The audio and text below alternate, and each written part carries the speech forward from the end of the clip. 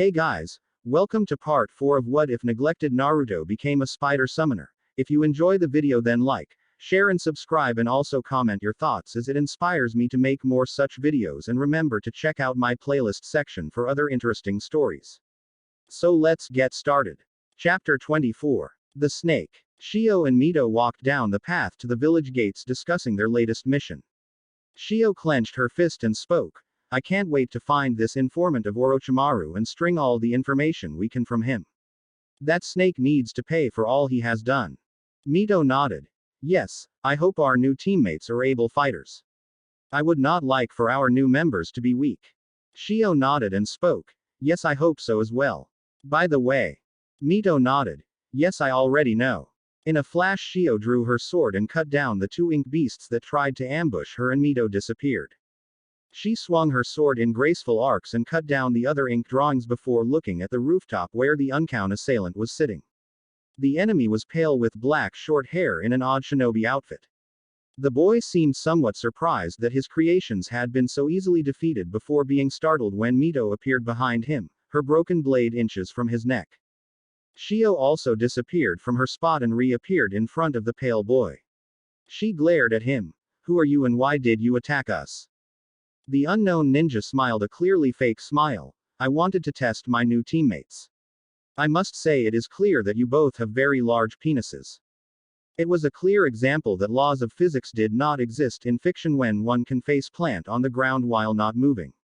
Shio grew a large tick mark on her forehead and punched the punk in the face. Hard. A few minutes later, Yamato of the Mokuden rubbed his forehead as he saw his first team. The original members of Team 7 were both looking angry while Sai was smiling his fake smile, with a large black eye on his face. He looked at Mito and knew he would get an honest answer if he asked her, explain.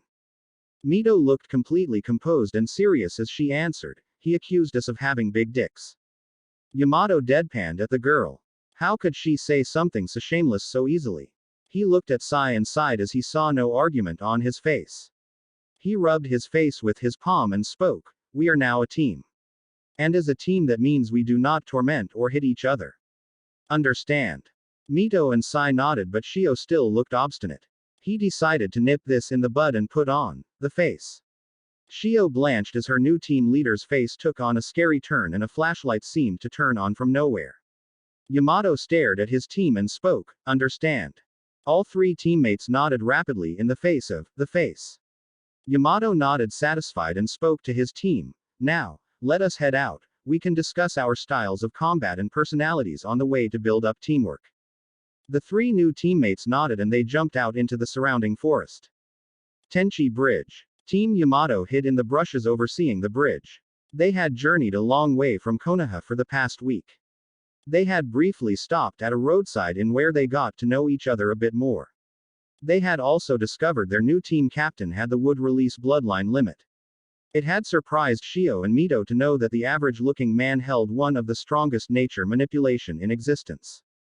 However, eventually they had reached their destination and were overlooking the bridge where Sasori was going to meet his contact. Yamato had created a perfect likeliness of Sasori to extract information from the contact. Shio observed the meeting from the hillside while keeping an eye on her teammate. His emotions were confusing her. He had always felt calm and emotionless, but now it seems he was anticipating something. But how could he be anticipating something when the informant had already revealed himself as Kabuto? She widened her eyes as Orochimaru appeared on the bridge next to Kabuto. Yamato gave the signal and all three appeared on the bridge. Shio grew angry looking at the man who had ruined so many lives and corrupted Sasuke. Unknown to her at the time, but her eyes began to glow purple as her anger grew. Orochimaru smirked at Shio and Mito, knowing they were the previous teammates of Sasuke. The snake observed the group and spoke. Ah, there you are, Kukuku. It's so nice to see so many old friends. Aren't you going to greet me, Shio? Shio gritted her teeth to stop herself from retorting. She had to keep her cool in front of the snake Sanin. However, his next words blew those thoughts out of the water. I guess Sasuke has surpassed you by now. He never seems to mention you or Konoha. It seems he has forgotten you all entirely. Such a shame, Kukuku. Shio's rage that had been boiling in her stomach erupted at hearing the name of her former teammate from the slimy snake. She never hated anyone as more as she did at that moment. She was about to retort when her rage seemed to spike and everything went dark for a second. In the seal, Shio opened her eyes to see the place she had visited once before on her training trip with Jiraiya, the seal of the Kyuubi. Or at least, the seal for the chakra of the Kyuubi. Neither she nor Jiraiya knew where the consciousness of the Kyuubi had gone. She frowned and saw the whirling mass of energy had disappeared and in its place was an almost exact replica of herself. Except this Shio had bone-white hair, extremely pale skin, and glowing purple eyes. The doppelganger also wore a dark purple version of her own plaited dress. She approached cautiously and asked her mimic, "Who, or what are you?" The mirror image of her smirked and answered, "I do not have a name, however, I am the better half of you. I am the embodiment of all of your dark emotions you have neglected for so long." Shio grew confused. "Neglected? What do you mean?" The being explained, "You have never once been very angry or mean to other people. The only time you truly felt dark emotions was when you finally figured out our dear brother was abandoned and facing the snake pedo outside at the moment. Those emotions helped me manifest myself long enough to enter the Kyuubi's chakra, basking in the dark emotions embroiling within it. It took a while, but I finally absorbed all the energy into myself, creating this body." Shio frowned. "So what does this mean for me? I am happy you have your own body and all but were inside my mindscape." Her mimic grinned. "Isn't it obvious? We fight for control of this body. And trust me, I have more power than you can even imagine. You can't win. So for now I will be content killing that slime of a snake and making life interesting for you. But once you're strong enough to give me a decent fight we will battle for control. I hope you entertain me when that day comes." Shio grew alarmed. "Why do we have to fight? Can't we create a different body for you?" The dark side of her emotions frowned. "No, it is impossible. Despite you neglecting me for so long I am still a part of you. If we were to separate you would lose every emotion that is even remotely dark. Anger, greed, pride, and even love." Shio frowned. "How is love a dark emotion?" Her mimic chuckled darkly. "Love is spawned from lust. So to love you must host many dark emotions to feel it. You would need to feel pleasure, lust, envy, and possessiveness to feel love, which you would not be able to do if we separated. No, it has to be this way. Only one can control this body and I assure you, it will be me. But as I said, for now I will just entertain myself by killing the wretched snake outside of this body." Shio tried to exit her mindscape but felt her eyes widened when she couldn't. She looked at her dark half who was still smirking at her. "I will let you see what is happening in the real world, trust me it will be a treat." Outside of the seal, Shio had her hair covering her eyes and her shoulders were shaking. Orochimaru smirked, thinking he had broken the girl. "What's wrong? Feeling sad that your precious friend has forgotten and surpassed you?" Shio kept shaking and began to laugh, surprising everyone on the bridge since the voice was not Shio's usual voice, and instead her voice sounded evil and echoing. "Ha ha ha ha. What a riot. You actually think I care what happens to that duck-assed loser?" Shio lifted her head and revealed her purple glowing eyes. Her hair also seemed to be growing paler as it changed from a sunny yellow to bone white. Orochimaru stopped smirking and frowned as he observed the girl. This was not what he expected. He had expected the girl to go into the initial Jinchuriki state, allowing him to put the five-prong seal on her again. He licked his lips as he looked at the girl. He would love to experiment on her to see how this was possible. Unfortunately he did not have a lot of time to be idle. "Well, this has been a fascinating conversation but I think I will just kill you all now." Shio smirked evilly. "Oh, I doubt you will be able to." Yamato looked confusedly at his subordinate. Why was she acting so strangely? "Shio, what's wrong? You are not acting like yourself." Shio glanced back at her sensei before smirking. "Sorry Captain, Shio is not here at the moment. You can call me Yami." She then ignored the questioning look from the Mokuden user and three dark orbs appeared around her. This was her fighting style from training inside the seal for so long. She gathered spheres of the Kyuubi's corrosive chakra and used them for offense and defense. One touch from these orbs and the body would be infected by the tainted chakra. She motioned with her arms and at the speed of a bullet, the three orbs attacked the snake Sanin. Orochimaru dodged the 3 orbs easily and was about to make a snide comment to the girl when his chest was blasted through by the orbs returning to the possessed Shio's side.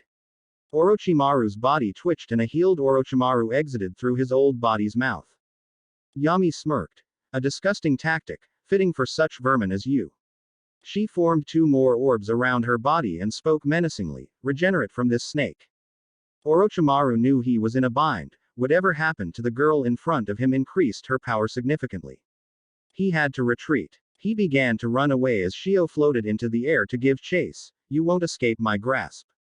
Yamato tried to stop her with his Mokuden, but she was too fast and chased after the fleeing Sannin. Forest. Orochimaru smirked as he ran through the forest. He should be able to get away easily using the cover of the trees. Or so he thought before orbs began to rain down on him, crushing trees and flora as they sought him out. He cursed audibly as he had to dodge an orb aimed at his head. In the air, Yami smirked as she observed the worm try and dodge her orbs. However, she was quickly getting bored of this, and felt Shio gradually working her way back to controlling their body. She decided to go all out and summoned hundreds of dark orbs around her and sent them crashing into the forest in a dark rain. Tenchi Bridge. The members of Team Yamato gaped as they saw the orbs falling on the trees, decimating the forest and creating a large crater in the ground. Yamato was forced to use his wood release to secure the bridge and to ensure it did not collapse. Above the forest, Yami smirked and decided to end it. And now for the finale. She cupped her palms together as if in prayer and slowly separating them, forming a large orb, almost the size of a large building. She felt the strain of the technique and knew she would have to recover for some time for this stunt. She was not yet used to her powers and overdid it, wasting much of her chakra. She released the orb and it slammed into the earth with the force of a meteor, utterly destroying the surrounding forest, the bridge, and left behind a large crater in the earth. Yami slowly drifted down to the bottom of the crater and smirked a bit, believing she had ended the snake for good. However, a head erupted from the dirt and shot a sword at her. Thinking quickly, she formed a black shield in front of her and was pushed away from the crater and crashed back next to her light side's teammates. She grunted in pain as the head retreated, obviously returning to its body to escape. She frowned as 6 wooden totems sprouted from the ground around her and began suppressing her chakra. She sighed and released control of Shio to rest. She had her fun. Now she could let her weaker half deal with the rest. 1 hour later, Shio awoke, sat up quickly, hoping the events in her mindscape had been a dream. However, as she sensed the emotions of her teammates, she knew it wasn't. They were afraid of her. However, she frowned when she sensed Sai was not among them. From watching through the eyes of her Yami, she knew he did not get hit by any of the attacks, so where was he? She sat up slowly and spoke to her teammates who were observing her closely. Where is Sai? He wasn't hurt, was he? Yamato gained a dark look on his face. No, it's worse. Sai has defected to the enemy. I have a wood clone following them, but we have more pressing issues at the moment. What happened back there? Shio sighed and began to explain. It seems that the dark half of my emotions that I have been unintentionally neglecting for all this time. She took refuge inside the Kyuubi's chakra and absorbed it, gaining her own conscious and powers. She seems to want control of my body. Both Yamato and Mito gave her looks of pity and Mito rubbed her back. Don't worry, Hokage-sama or Jiraiya-sama will know what to do. Yamato nodded. Yes, I have no doubt Hokage-sama will be able to help, but for now we need to focus on the mission. To retrieve information on the Akatsuki, and find the traitors Sasuke and Sai. Understood. Both Mito and Shio nodded, determined to complete the mission. Yes, Taicho. Orochimaru's hideout. Entrance. Shio, Mito, and Yamato crouched outside the hidden entrance to one of Orochimaru's hideouts. Shio had her eyes closed and her hands in a hand sign. She was focusing all her attention on sensing the people inside the base. She opened her eyes and looked at her teammates. There are not many people in the hideout. Just Orochimaru, Kabuto, Sai, and Sasuke. It seems this is an unused hideout. Yamato nodded. That is good, we can sneak in much easier. We will split into 2 teams. The first will break into Orochimaru's office and steal all information you can. The other team will go after Sai and Sasuke. I will go after the information while you 2 go after the traitors. Both Mito and Shio nodded. Yamato pressed his hands on the ground and wood carved a square entrance into the hideout, and the three remaining members of Team Yamato split up once inside. Yamato melded into the wood in the wall, effectively becoming undetectable, and moved through the walls, searching for Orochimaru's office. He traveled through the walls until he entered Orochimaru's room. He approached the desk and instead of opening the drawers he sunk his hand through the wood and sealed all of the documents. He did not want to risk any traps from opening the handles. He saw the folder that Sai had given Orochimaru and opened it, and his eyes widened as he saw all of the Black Ops Anbu members' information. It seems his suspicions were correct about Danzo assisting Sai's betrayal. There is no way Danzo's prodigy would be able to have access to this type of information without the Elder's direct assistance. He sealed the folder along with all the other documents inside a pre-prepared storage scroll and looked around the office for anything else important. He saw a large container filled with preservation fluid with a severed hand with a ring resting on the middle finger. He observed the ring carefully and noticed it was similar to the reports from Sasori that claimed the puppeteer also wore a ring. He sealed the hand and was about to meet up with his team before he felt a large explosion in the distance and rushed to support his team. Mito and Shio. Shio led the way through the corridors, sensing where Sai was in the base. They had decided to go after Sai before Sasuke. They eventually arrived at his room and they both nodded to each other and kicked the door down. Sai, who was currently resting waiting for his next orders from Orochimaru, was startled when his door was kicked in and the two teammates he betrayed stepped in. Both Shio and Mito cracked their knuckles as they stared at the traitor who had been so annoying on the way here. 5 minutes later, with a black eye and a few more bruises, the Sai was tied up and dragged behind the two Konoha ninja. Sai contemplated what to do. His orders from Danzo were to infiltrate Orochimaru's hideout to kill Sasuke and take his eyes. But now it seems he had been captured and was more than likely going to be held for treason on their return. He had met with Sasuke earlier and figured out this was a suicide mission. Sasuke's power was greater than even his master. He had accepted that and was preparing to at least make a decent attempt at it when his former teammates apprehended him. He knew if he played his cards right he may be able to get out of this alive. He looked at Shio and decided to reason with his captor. I met Sasuke earlier. Both Shio and Mito widened their eyes and glared at the traitor. Mito hoisted the pale teenager up. Then tell us everything you know about him. Anything will help when we eventually find him. Sai nodded and began to explain. Flashback. Sai was walking with Kabuto and Orochimaru when they stopped outside of a room. Kabuto opened the door and spoke to a shadowy figure. Sasuke-kun, we have a guest. Sai twitched at the name. So this is Sasuke. I cannot see him clearly but I can feel his power. He outstrips me entirely and maybe even Lord Danzo. The figure opened his eyes and revealed glowing green irises with 3 black tomo spinning in a circle. Who is he? Kabuto smiled and introduced the pale boy. His name is Sai.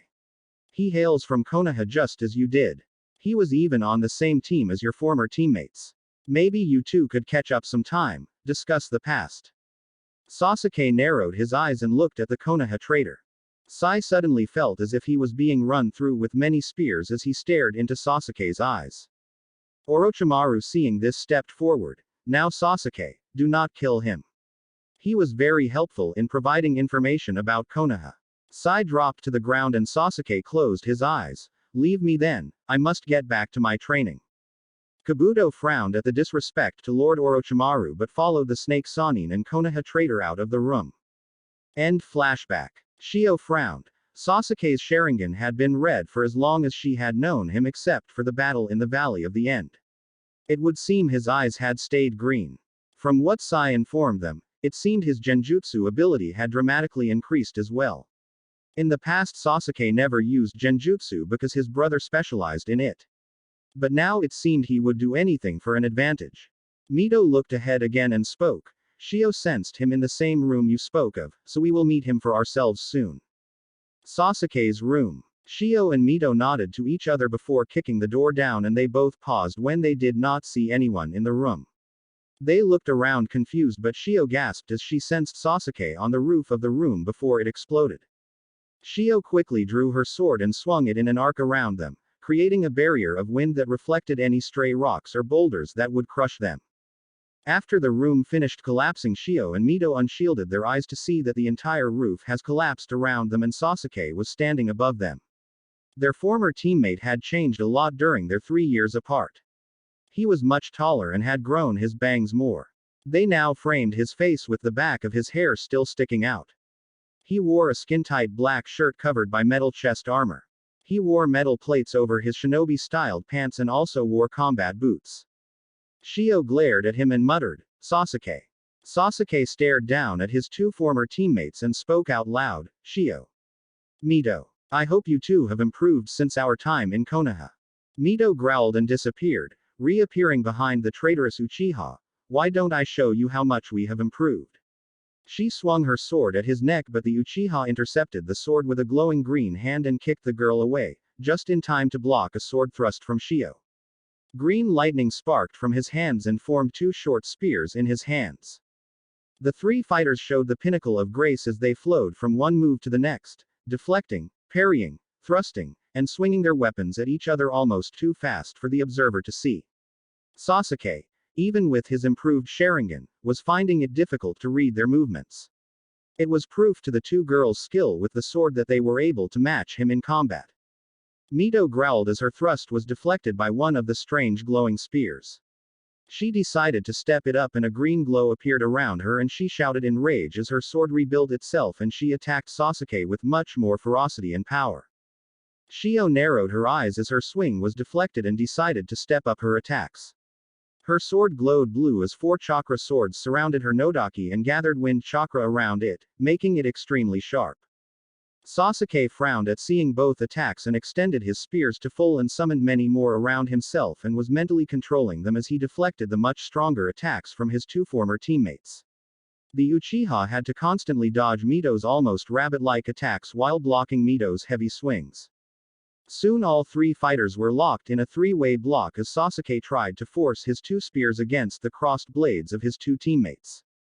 Soon the combined force of Mito and Shio pushed Sasuke back and he was thrown away a distance before he righted himself and landed on the ground. He frowned at the 2 and decided to change tactics. He adjusted his grip on his spears and threw them both after the other. Each spear broke apart in midair, becoming nearly 100 spears raining down on the 2 ninja. Shio put both hands on her sword and pointed it behind her. Yelling out a war cry, she swung her sword like a bat, creating a huge wall of wind that blocked each spear of light. The raining spears created a large light show as each miniature spear exploded. Sasuke created a 2-sided spear and rushed back into the combat, wielding the spear as a bow staff as he swung it around at the 2 swordswomen. However, before the fight could continue, wood tendrils shot from the ground and tried to bind the Uchiha. Sasuke, having sensed the chakra due to his Sharingan, jumped away just in time. He observed his new opponent and idly wondered what happened to Kakashi. He sighed and decided to do one of his strongest moves to end this quickly. He really did not wish to fight his former teammates. He gripped his spear tighter and it began to glow dark green before his arm was grabbed by his mentor, Orochimaru. Shio glared at the snake Sannin and the gray-haired medic. Orochimaru smirked and spoke in his condescending voice, "Now Sasuke, do not kill them. They may be useful to us in the future." Sasuke glared at Orochimaru. What use could they be? Kabuto fixed his glasses. Even if it is just one member, they have managed to take down a member of the Akatsuki. By keeping them alive you will have a better chance of gaining your revenge on your brother. Sasuke's glare lessened as he acknowledged the medic's point. He looked at his former team apathetically as they prepared to shunshin and said, "Later." They all disappeared into the wind. Shio glared at the spot for a few more seconds before sighing and turning to her teammates. "I do not sense them anymore, they got away." Yamato sighed. "At least we got what we came for. I managed to find all the documents that Orochimaru has on the Akatsuki and his other bases." Mito nodded and then turned to Sai, who was still tied up. "We also managed to catch the traitor Sai." Yamato nodded. "Yes, but I believe I have discovered a deeper plot behind his betrayal." Sai kept his face blank to these words, but he could not help the tensing of his muscles at the words. It seemed Danzo was not as well hidden as he thought. Mito nodded. "Then let us return to Konoha to report our findings." Konoha. Minato read the report seriously. It seems that as time goes on, more mysteries are created as more are revealed. Team Yamato shifted a bit as their Hokage thought on the information he had been given. Minato looked at Shio. This, Yami of yours. I am surprised that an aspect of your personality could gain sentience like this. Shio winced and nodded. Yes, despite not having control I can still feel her in my mind, sometimes speaking to me.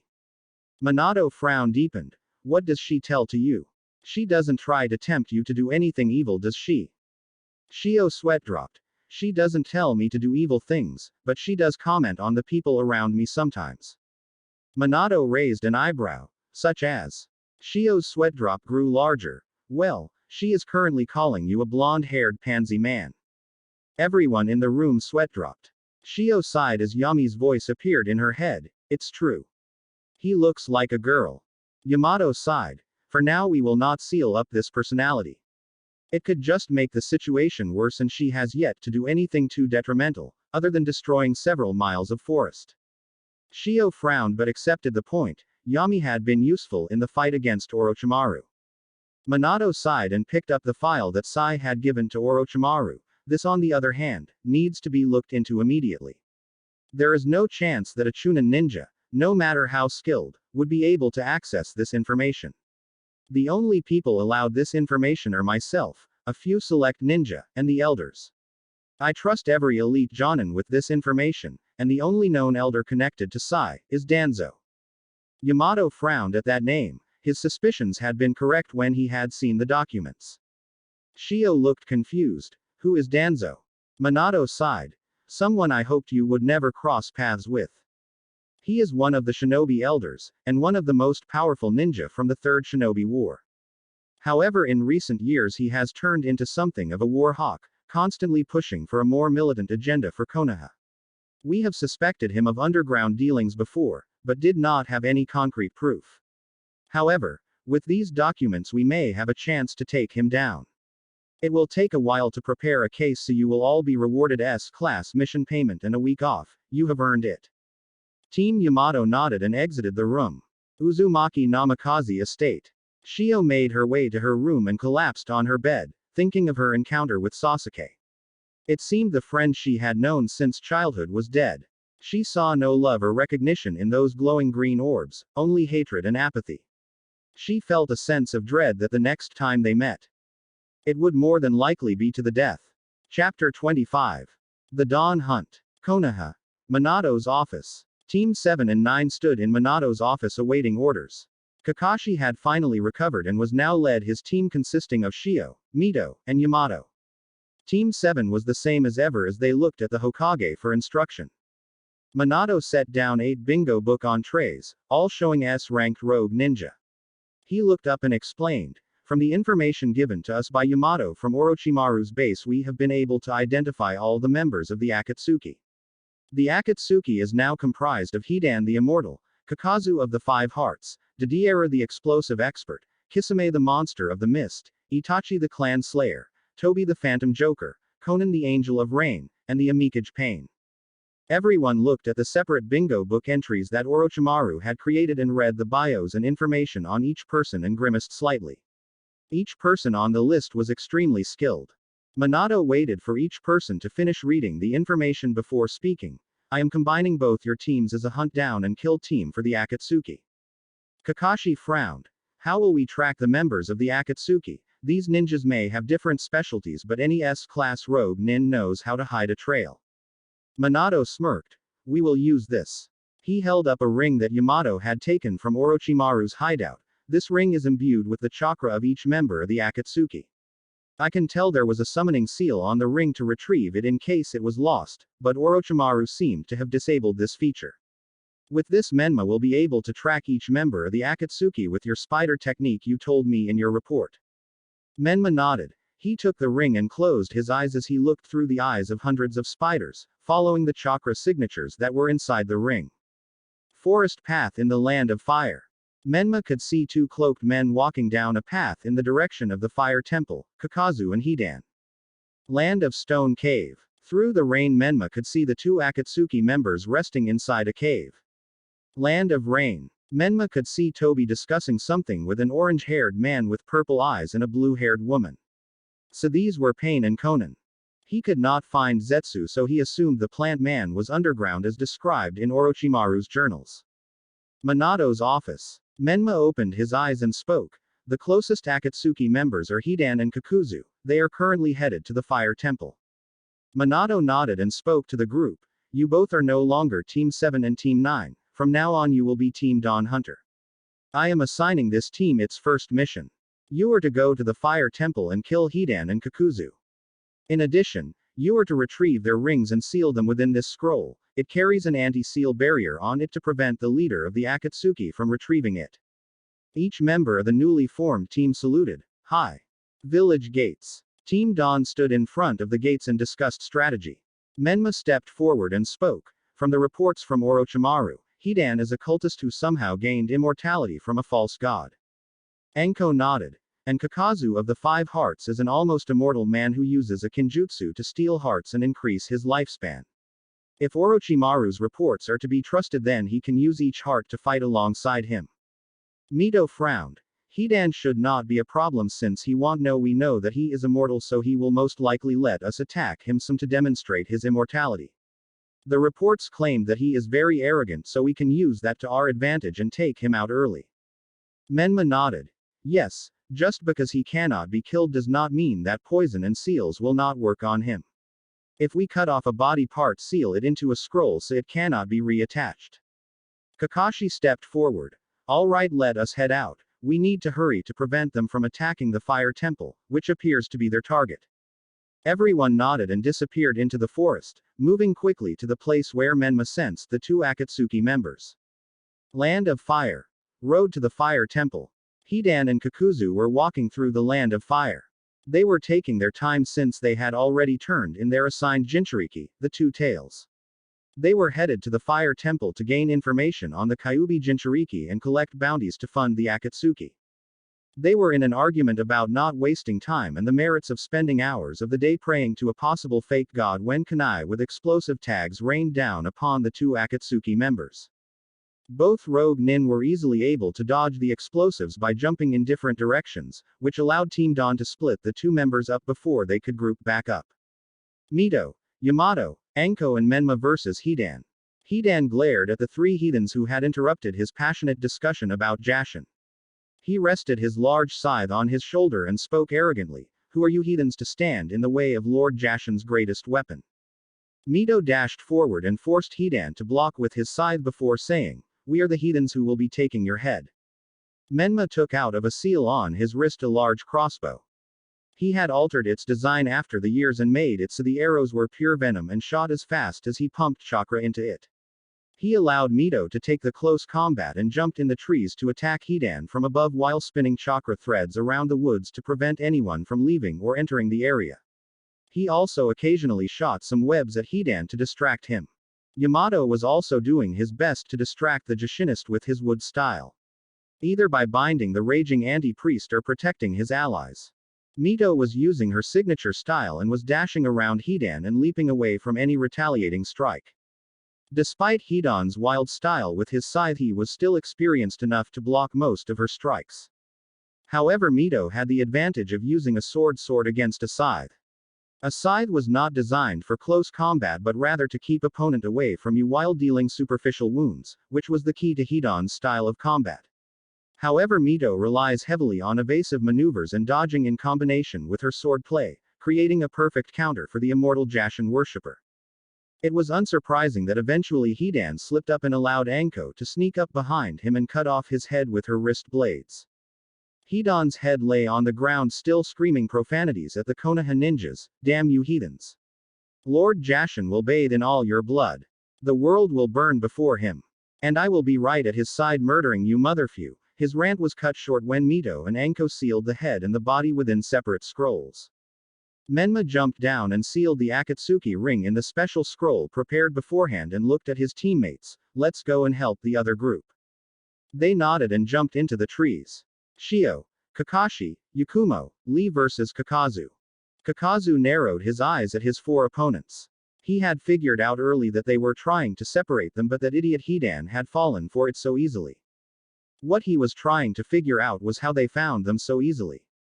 They had stayed off the radar for the past few days after they had managed to capture the two tails. Either this group was obscenely lucky, or they had a method to track them down. He had to win this fight and inform his superior of this. He decided to go serious from the get-go. The masked rogue nin's back pulsed and 4 beasts made out of wires erupted from his back. Each beast had a different colored mask to signify its element.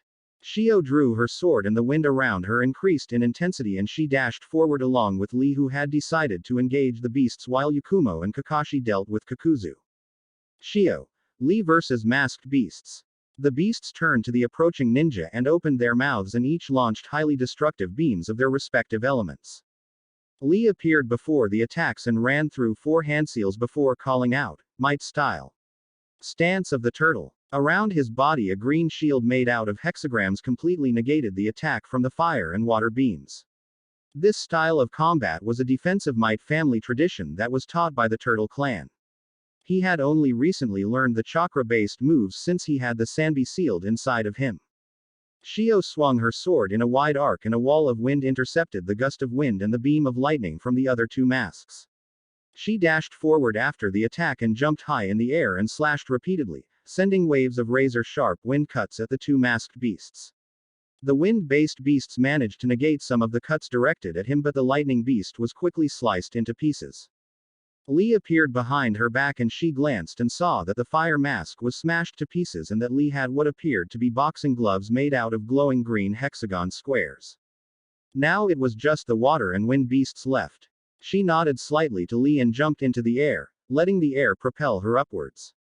Lee punched forward where she once was and launched the boxing glove at the wind beast, knocking it back a ways, and then turned around and punched the feet of Shio, launching her forward at extreme speeds. Shio spun around in midair, wind gathering around her, and she spun like a top through the lightning beast. She righted herself and landed gracefully on the ground. Behind her the lightning mask seemed to be perfectly fine until the entire beast shifted and slid in half. Lee did not even look at the direction Shio went in and jumped into the air and formed a fist, might style. Strength of the tortoise. He formed a giant green hexagonal fist and launched it at the wind beast. The beast on the ground retaliated with a large gust of wind and the 2 attacks clashed until Lee twisted midair and unleashed another giant green fist against the defense. The wind wall was breached and the mask was completely obliterated by the 2 combined attacks. Both Lee and Yakumo nodded and then ran to assist Kakashi and Yakumo. Yakumo. Kakashi versus Kakuzu's main body. Kakuzu frowned as he was separated from his wire beasts. His opponents did not even look surprised that he had used this technique. Something was definitely wrong here. He also knew he was at a disadvantage against Kakashi of the Sharingan. His main heart was an earth-style heart which was countered by Kakashi's lightning style. He also recognized Ibiki Morino's apprentice from the bingo books. The girl was supposed to be very sadistic with her illusions, so he had to be careful. He heard the chirping of birds and refocused on the battle and had to dodge Kakashi's famous Chidori. The rogue nin turned his fist to stone and tried to retaliate against the Jonin, but his fist passed through the Jonin. His eyes widened and quickly fluctuated his chakra, just in time to intercept another Chidori that would have entered his heart. However, he suffered a harsh cut on his side and several burns from deflecting the lightning jab. He grunted. "You will pay for that." Kakashi jumped back and spoke. "I doubt that highly." The Jonin revealed his Sharingan eye and went through several hand signs before speaking loudly, "Chidori Senbon." The Jonin swung his hand and needles made of lightning flew out in the hundreds at Kakuzu. The man in question grunted and sank underground to avoid the needles and was about to prepare a counterattack when he suddenly felt very claustrophobic. He had stopped being claustrophobic when he was just a kid learning about earth-style ninjutsu. So this had to be an illusion. He dispelled the genjutsu and went through several hand signs and shot spears of each all around the clearing. He could not sense any chakra signatures, so he figured it was safe to rise. He slowly emerged from the ground and observed around him and frowned when he could not find his opponents. However, he gasped when a lightning fist suddenly protruded from his chest. The area shifted and Yakumo appeared balancing on one of the spikes and Kakashi appeared behind him. Despite his impending death, he had to be impressed. One of the hardest genjutsu to cast was hiding your chakra presence. He only wished he could warn the Akatsuki that they had some method to track them down before the darkness enveloped him. Kakashi sighed and removed his fist from the rogue nin's chest before looking at the rest of his team who had just arrived. He saw the scrolls in the other team's hands and nodded, mission accomplished. Konoha. Kakashi finished reading his report to Minato, who nodded and smiled. Congratulations everyone. You have succeeded in bringing in the bounties for 2 S-class criminals. You will each get a portion of the bounty and be awarded S-class mission payment. Now, I want each of you to enjoy the rest of the week. However, I need Yamato, Anko and Kakashi to stay behind. Everyone except Kakashi and Yamato left the room. Hokage's office. Minato frowned and took out the documents that Yamato had discovered from Sai. He looked at 3 of his most trusted jonin and spoke. I have been digging into the archives and asking around. It seems that Danzo is involving himself into pretty shady business. Human trafficking, selling information, and other such practices. I do not have enough evidence to convict him yet, but I am getting closer to having enough information to convict him. Kakashi frowned. Danzo is notorious for covering his tracks extremely well. We will need an ironclad case to convict him. Anko nodded in agreement. Yeah, the guy's a bastard and reminds me of Orochimaru in way too many ways, but he is smart as fuck. He will be able to get out of any crimes with only circumstantial evidence. Minato nodded. Yes, and how about going against the direct order from a Hokage? Yamato frowned in confusion before widening his eyes in realization. You mean Root? I thought the Sandamine ordered it to disband after my incident. Minato sighed and took out a mask from his desk and placed it before the 3 jonin, who gasped in surprise seeing the completely blank mask with the word "Nay" branded on the forehead. Minato rested his head on his interlocked fingers and explained. This mask was found in a seal on Sai. The appropriate age to join Nay was 10 years old, which is 5 years after Nay was disbanded due to Sai's age of 16. I am asking you to look around the city for possible Nay bases and report back to me on your findings. If we can find one base, we will have enough proof to execute Danzo. Each jonin nodded and left the room, knowing that Danzo's time in this world was coming to an end. Konoha streets. Shio walked down the market of Konoha buying some groceries when she noticed Menma up ahead and blushed a bit seeing him in casual attire. Menma now wore black pants and a red short-sleeved turtleneck which went well with his long spiky black hair. She was about to approach him when her Yami spoke from her mind. Damn. Look at that ass. You really should go after that Shio, or I may take over and take it for you.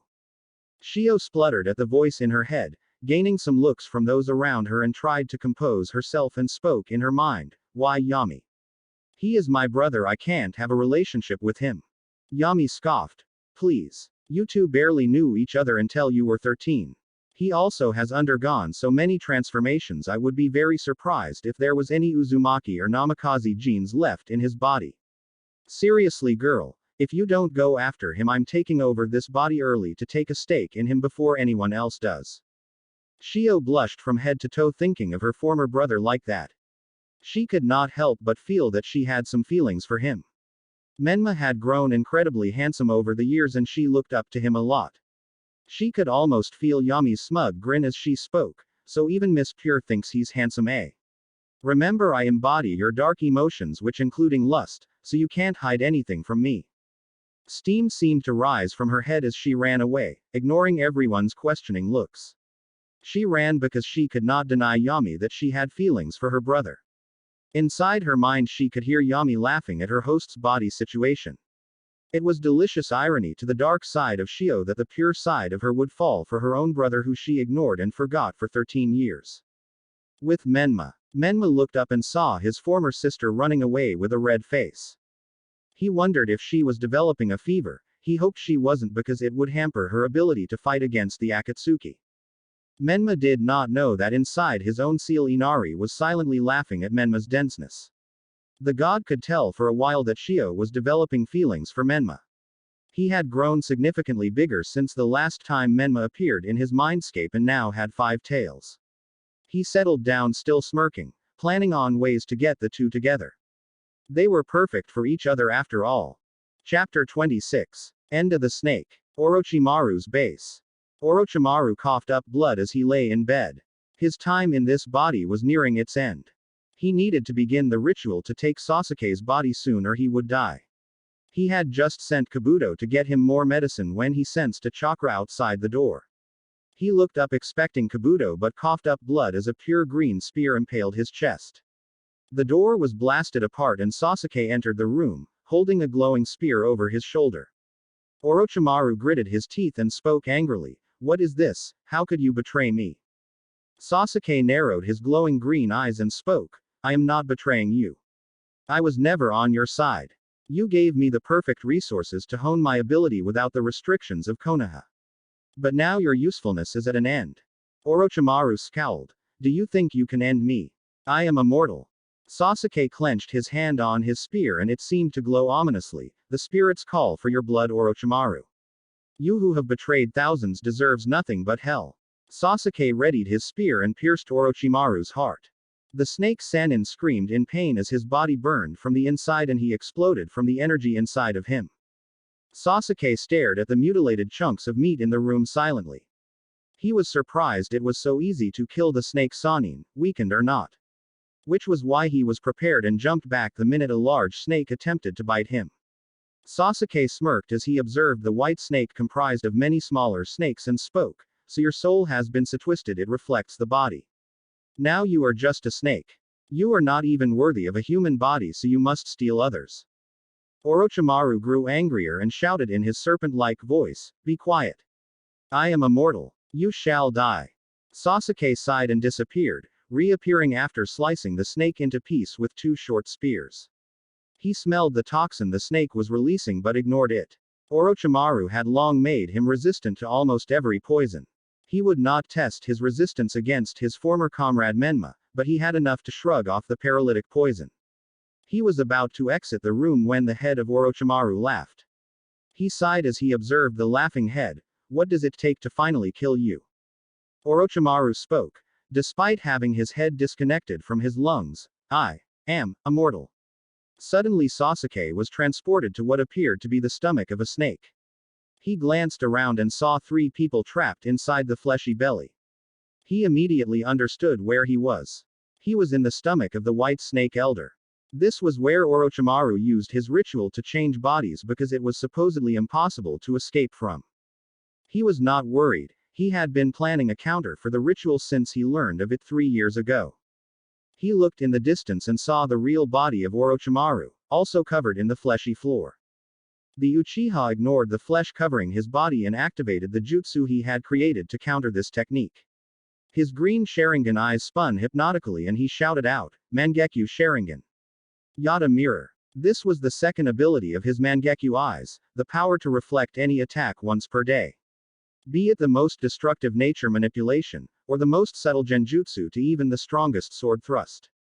The ritual was completely reversed and Sasuke absorbed Orochimaru instead of the other way around, adding the power of the man to his own. Back in the snake's room he left, briefly conversing with Kabuto before exiting the base. He had subordinates to recruit. Konoha, 2 weeks later. Team Cloud Hunter stood in the Hokage's office after hearing some shocking information. Shio could barely believe her ears. Orochimaru is dead, killed by Sasuke. Jiraiya nodded. "Yes, all my spies in Orochimaru's ranks tell the same thing, the man is dead." Menma frowned. "That is all well and good, but we need to focus on the Akatsuki, not the betrayer." Shio rounded on Menma, frustrated. Just because Sasuke was not a part of the Akatsuki did not make him unimportant. Menma noticed the look and spoke. "Sasuke's goal in life is to murder Itachi, so ignoring him is the best method to take down the Akatsuki." Shio bit her lip. She wanted to go after Sasuke to try and convince him to come home since he killed Orochimaru, but she also wanted to see the Akatsuki dead. She also knew Sasuke had the best chance of defeating Itachi due to his Sharingan. She sighed and nodded, accepting her former brother's logic. Minato continued. "Now, we are keeping Sasuke in the bingo book as an A-class missing nin, but I have secretly ordered the Anbu and Hunter nin to stop searching for him until he has either been killed or kills Itachi. If Sasuke returns to the village after killing Itachi, he will be pardoned for his actions. However, for now I have your next 2 targets. Your targets are Deidara of the Explosive Palms and Toby the Phantasmal Joker." Menma nodded and once again entered into the spider consciousness. Land of fire, forest path. Menma looked through a spider's eyes and saw Didiera and a masked man walking down the road. He remembered the blonde ninja from the land of rivers. It turns out he was actually alive despite blowing himself up. Hokage's office. Menma opened his eyes and looked at the Hokage. They are currently near the town of Tanzuka-gai. Minato nodded. Then you are to find and kill the Akatsuki before they find another Jinchuriki. Everyone nodded and disappeared to the village gates, each preparing for the fight ahead. Sasuke's POV. Sasuke frowned as he observed the room of his first ally. He only knew this person in passing from reading Orochimaru's notes. Apparently Haku was not the last of the Hyoten wielders. The person behind this vault door was so skilled with the ice jutsu at an early age she attracted the attention of Orochimaru before the purge. Apparently she managed to turn her ice black, similar to black lightning. This caused her clan to fear her and sell her to Orochimaru. She understood betrayal and would be perfect on his team. He conjured a small spear and used it to blast the door open. Upon entering he was assaulted by the freezing cold room. The vault was covered in black ice and sitting upon a frozen throne was a girl with white hair and icy blue eyes. She was so pale anyone who didn't know better would think she was a corpse. The girl glared at the black-haired intruder and spoke, "Who are you and why have you entered my room?" Sasuke shivered a bit at the emotionless voice. The girl could give Itachi a run for his money on the emotionless scale. He stepped forward and spoke, "I require assistance against my brother, Itachi Uchiha. I am offering you freedom from this vault. After my brother is dead you can do what you want." The white-haired girl studied the Uchiha in front of her for a few minutes before nodding and stood up from her chair. "That sounds like an acceptable deal. My name is Mikomi Yuki. I assume you're the Sasuke I heard my guards talk about." Sasuke nodded and they exited the lair together. He freed the other experiments and prisoners but none of them interested him enough to join his team. They walked together for a time before Mikomi glanced at Sasuke. "I know you're the type not to do things without a plan. I assume you already know the two other members of this team." Sasuke nodded. "Yes, the two that I am interested in are Jugo and Karen. Jugo has a unique bloodline limit that forces him to transform into monstrous forms. Karen is a medic and one of the best sensors in Orochimaru's arsenal." Mikomi nodded. "Wise decisions. With your Sharingan you will be able to control Jugo's rage and Karen will act as the support to our group." Sasuke grunted in agreement, happy that his first companion understood his reasoning. Land of Fire, Akatsuki's location. Team Cloud Hunter arrived at a clearing where Shio sensed the chakra of the two Akatsuki members. The sensor looked around before looking up and widened her eyes. "Dodge." Everyone jumped away as a clay bird flew to the ground and exploded. They took their stances when they saw the two Akatsuki members. Deidara put his hands in his pouches and spoke arrogantly, "Well, if it isn't the Konoha ninjas from the land of rivers. I still need to get revenge for cutting off my arms." He would have continued to taunt them but Shio appeared before them and slashed through Tobi. She was about to attack Deidara when she had to retreat from several small bombs. Kakashi looked at the downed form of Tobi and questioned Shio, "Did you get him?" Shio frowned as she thought back to what she sensed when she slashed through Tobi. From Orochimaru's reports the strange man had the ability to survive any attack through unknown means. Orochimaru had many theories from him being a genjutsu master to having a special bloodline limit. When she had cut through the man she felt no resistance and felt the chakra in his chest area disappear. She turned to her team and ignored Toba's annoying voice arguing with Deidara and explained what she sensed. "He seems to be able to turn insubstantial somehow. I would have detected an illusion. He can also make his chakra disappear, so I assume he either can turn his entire body to nothing, or he transports his body parts somewhere else to avoid damaging himself." Everyone nodded and Menma spoke, "We should focus on Deidara while half our group focuses on Tobi. Do not use taijutsu against him, it seems to be ineffective against him." Everyone nodded and split up. Menma, Shio, Lee, Mito versus Deidara. Menma jumped back and spoke to his teammates, "Distract him, I'll end this quickly with senjutsu." The three Konoha ninja nodded and turned to Deidara. Shio began to swing her sword elegantly, sending waves of cutting wind at Deidara. Lee stayed back and prepared his turtle stance abilities to defend his allies. Mito jumped forward after the waves of wind to engage Deidara at close range. Menma entered the tree lines and wrapped himself inside a chakra cocoon and began absorbing nature chakra for his transformation. He would be going up to level 2 this time. 10 seconds. Lee had to create a large dome of panels to defend the two swordswomen against Deidara's bombs.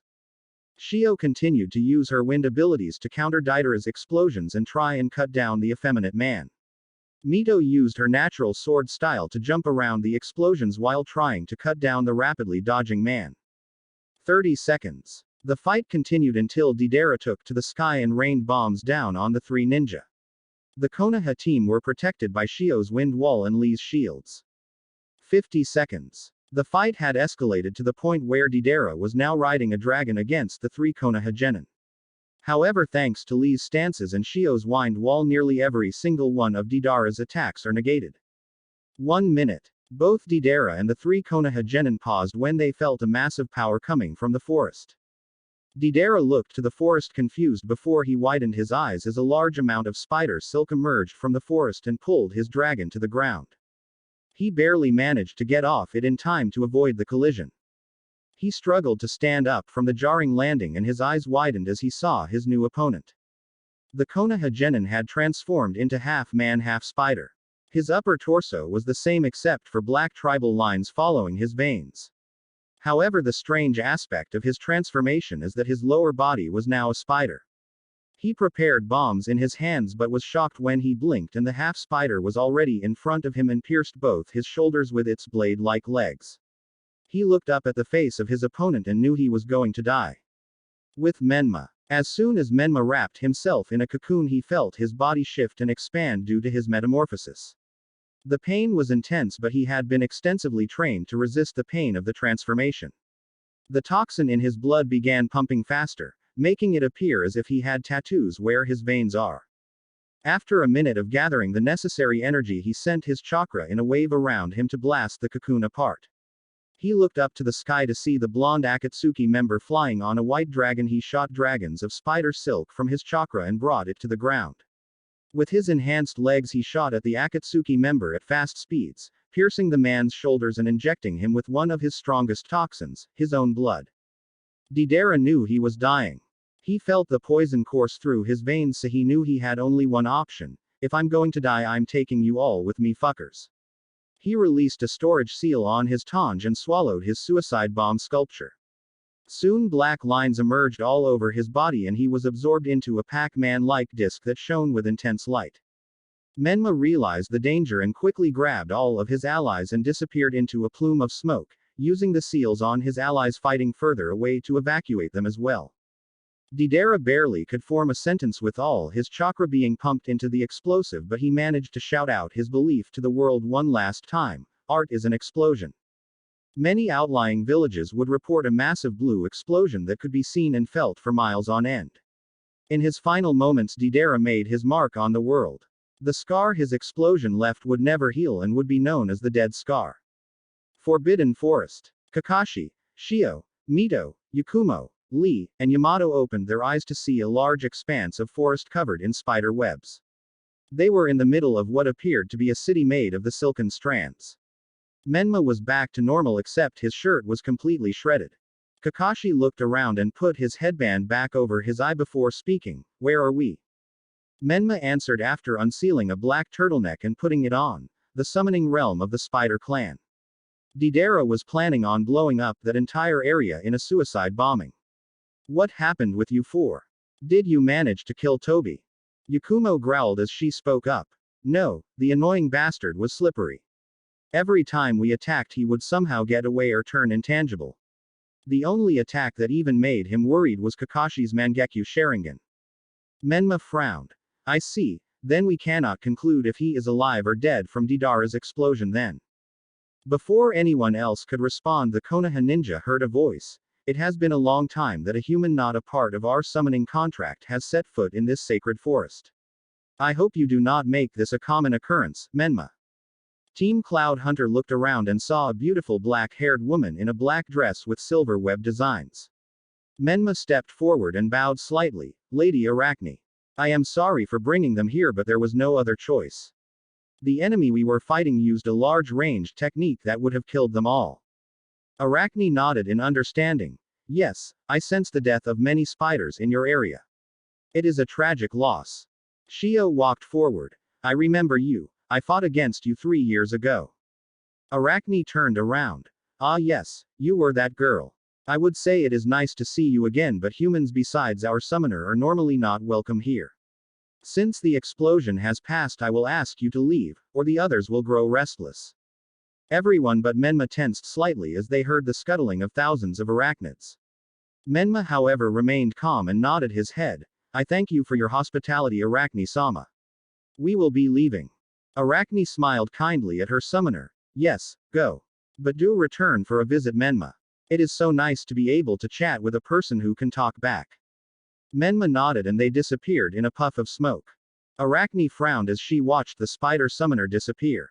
Soon it would be time for Menma's final test with the spider clan. She hated deceiving her summoner, but it was necessary for the continuation of the spider clan. He would have to pass the final trial just as she did so long ago. Konoha. After reappearing near the village, they reported to the Hokage. Minato read the report and smiled at the team. He was right to assign Team 7 and 9 to track down the Akatsuki. They were becoming one of the strongest teams he had available in Konoha. He put down the report. Congratulations everyone. You have defeated another member of the Akatsuki and retrieved another one of the rings. It is a shame that Toby escaped, but you have retrieved vital information on his abilities which will help us the next time we run across him. You will be awarded the mission payment and a week's rest. Everyone smiled at the news, feeling optimistic for the future. However, little did they know that another team had just formed with the same goals. The destruction of the Akatsuki. Unknown location. Sasuke stood before the 3 ninja he had picked. Mikomi Yuki, Jugo, and Karen Uzumaki. He evaluated each before speaking. For now we will move as a single unit. We will be known as Team Hubby. Our goal is the death of Itachi Uchiha and anyone associated with him. If you follow me, we will work to accomplish your own goals as well after Itachi is dead. Everyone nodded and they began jumping through the forest to a nearby town to gather information on Itachi. As they traveled, Sasuke's eyes glowed green. Soon, brother, vengeance shall be mine.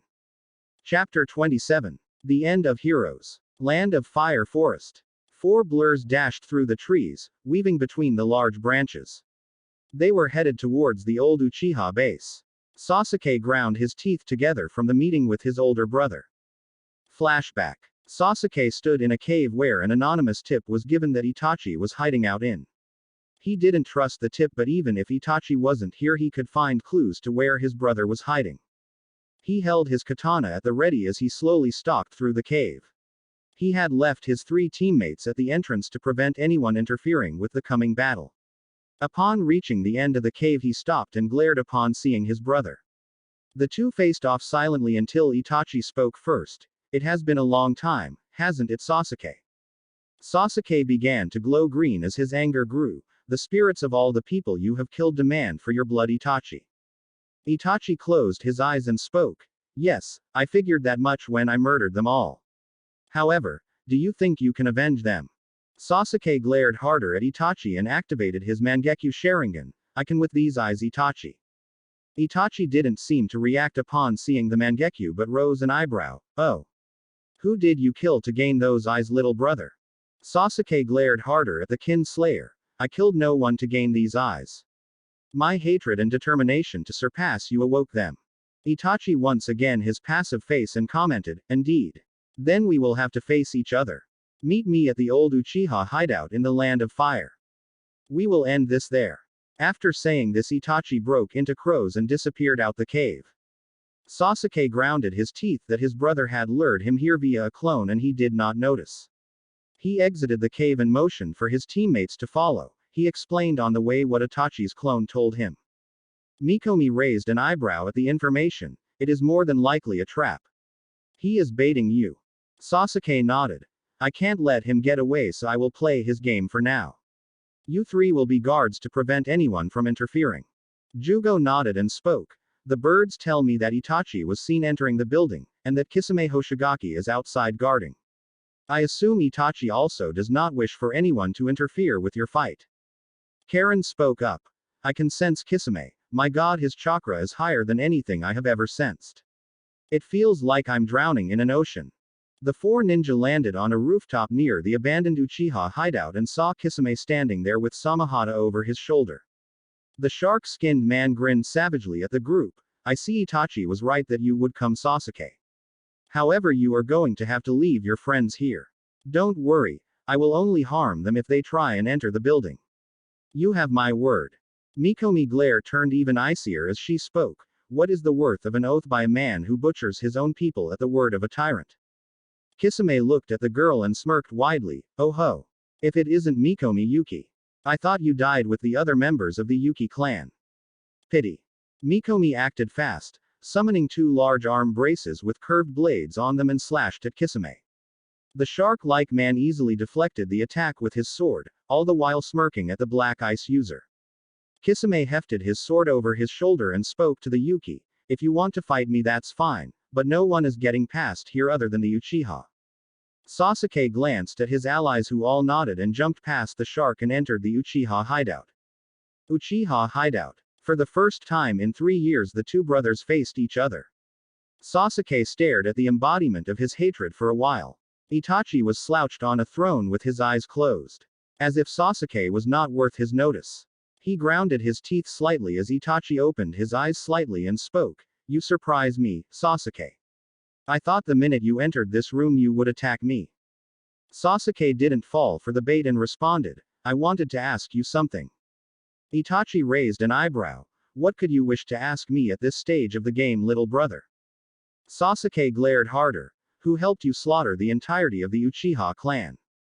Itachi's eyes widened. So, you figured it out. Sasuke's eyes began to glow green as he began to shout. The Uchiha clan was one of the largest clans in Konoha. Even for the Uchiha Prodigy, it would be impossible for you to kill them all in one night without raising any alarms. Who helped you? Answer me. Itachi sighed and closed his eyes. You are correct. I was helped that night. I was helped by the founder of our clan, Madara Uchiha. Sasuke's eyes opened in shock and remembered what the spirit of vengeance told him. Flashback. Callista stared at a younger Sasuke and spoke. Madara Uchiha gained an extended lifespan from killing his own brother and taking his eyes, creating the eternal Mangekyo Sharingan. He is still active today and responsible for many tragedies. Even I do not know how far his corruption has spread throughout the elemental nations. End flashback. Sasuke's eyes burned with green fire. So you sold our clan out to that man. I will just add that to the many reasons for me to kill you. Itachi's eyes widened as a spear pierced through his chest. He looked at the Sasuke he had been speaking to and saw it break apart into green light. He glanced behind his chair and saw the real Sasuke with his hand extended with the glowing spear. He looked forward again. You have grown stronger, Sasuke, but you are still blind. Sasuke narrowed his eyes and jumped away as Itachi swung a sword down behind him. The entire room shifted and the Itachi that he had pierced faded away. The green-eyed Uchiha observed the real Itachi and saw the katana in his hands. The blade was simple in design except for the pure black blade. The guard was the 3 tomo of the Sharingan. He recognized that sword and nearly growled in rage. You stole the sword of the Uchiha. Itachi didn't react to the accusation and spoke. This sword is only allowed to be wielded by the clan leader. Since I am the oldest son of the clan head, I am the rightful heir. Sasuke extended 2 of his spears till they reached the ground and extended their points to be 2 scythes and shouted at his older brother, then I will rip that sword from your cold dead hands. He dashed forward and began to swing his scythes in graceful arcs, forcing Itachi to be on the defensive. Itachi showed no weakness and parried the 2 scythes easily as they danced through the Uchiha base. He decided to raise his power a bit and thought of Shisui who taught him this technique. His sword caught fire and lengthened the katana to the size of a broadsword. If anyone observed this fight at a distance, all they would see is green fire meeting red as the 2 ninja clashed in the near darkness of the room.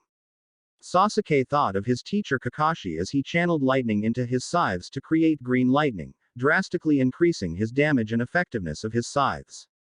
Itachi was reminded of his mother Makoto as he incorporated illusions into his swordplay, fending off the deadly green lightning with his flames and sword. His mother had taught him the art of illusions with kenjutsu, and he made good use of these skills against his younger brother. Sasuke remembered his former teammate, Shio, as he blasted the area in front of him with a large explosion of green flames. He had often practiced this technique with Shio before the Chunin exams. They often had fun practicing combining their abilities. Unknown to each other, they were not only fighting against each other, but the memories that clung to their techniques and the figures important to them who inspired the beautiful dance of death. It was fitting for their final clash to honor their past memories with their allies and family. Their dance was interrupted as a portion of the ceiling was blasted open by Sasuke and Itachi's flames, and they both jumped up to the roof to avoid the falling debris. The two stared at each other from across the hole as they let go of their memories and focused purely on their fight. Memories of each member of his clan flashed in front of his eyes and disappeared as Itachi focused chakra on his left eye and activated his Mangekyo Sharingan. He let each face go as he shouted, "Amaterasu." Sasuke also saw the faces of the many villagers, clan members, and allies he had befriended in Konoha before his betrayal. Instead of discarding them, he held them close in his mind's eye as he brought both his hands forward and activated his Mangekyo Sharingan and shouted, "Yata Mirror." A large flaming shield erupted before the black flames of the sun god. For miles people could see the two techniques clashing. Black flames flickered and tried to eat away at the shield, creating a magnificent display of light at the top of the Uchiha outpost. When the light died down, Sasuke could see that both attacks had negated each other. He panted heavily as he had used most of his chakra in that technique.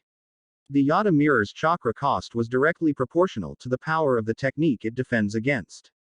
The Amaterasu had to be one of the most powerful techniques in existence. Itachi held his bleeding eye as he panted from overusing the Amaterasu. He did not recognize the technique that his younger brother used, but it did the impossible, it negated the black sun flames. He winced as he stood up. He had to forcefully negate his own Amaterasu flames from reflecting upon himself from Sasuke's technique, using up most of his chakra.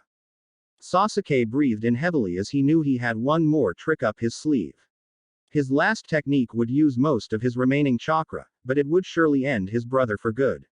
He channeled chakra into both his eyes and prepared the final technique of his Mangekyo. Itachi widened his eyes as green orbs began appearing around the now ruined roof of the Uchiha hideout and began to spin in a dome around the two opponents. The orbs spun so fast it appeared as if they were inside a Hyuga's Kaiden. He wondered the purpose of the technique until orbs began streaming from around the dome and manifested into the shapes of humans. He could not withhold the gasp as he saw his parents, Shisui, his clan members, and many others he had killed in his life. They were all looking at him sorrowfully as they stood behind Sasuke. Sasuke gasped for breath as he completed his technique. The final technique of his eyes was Yami, calling forth the spirits of the pure world briefly into this one to aid him in this fight. He formed another spear in his hands and held it up to the middle of the dome. The spirits around him spared one last pitying glance at Itachi before being absorbed into the spear. The spear glowed a bright green until it was difficult to look at. Sasuke's entire body was enveloped in green flames as he was empowered by every human Itachi had killed in his lifetime.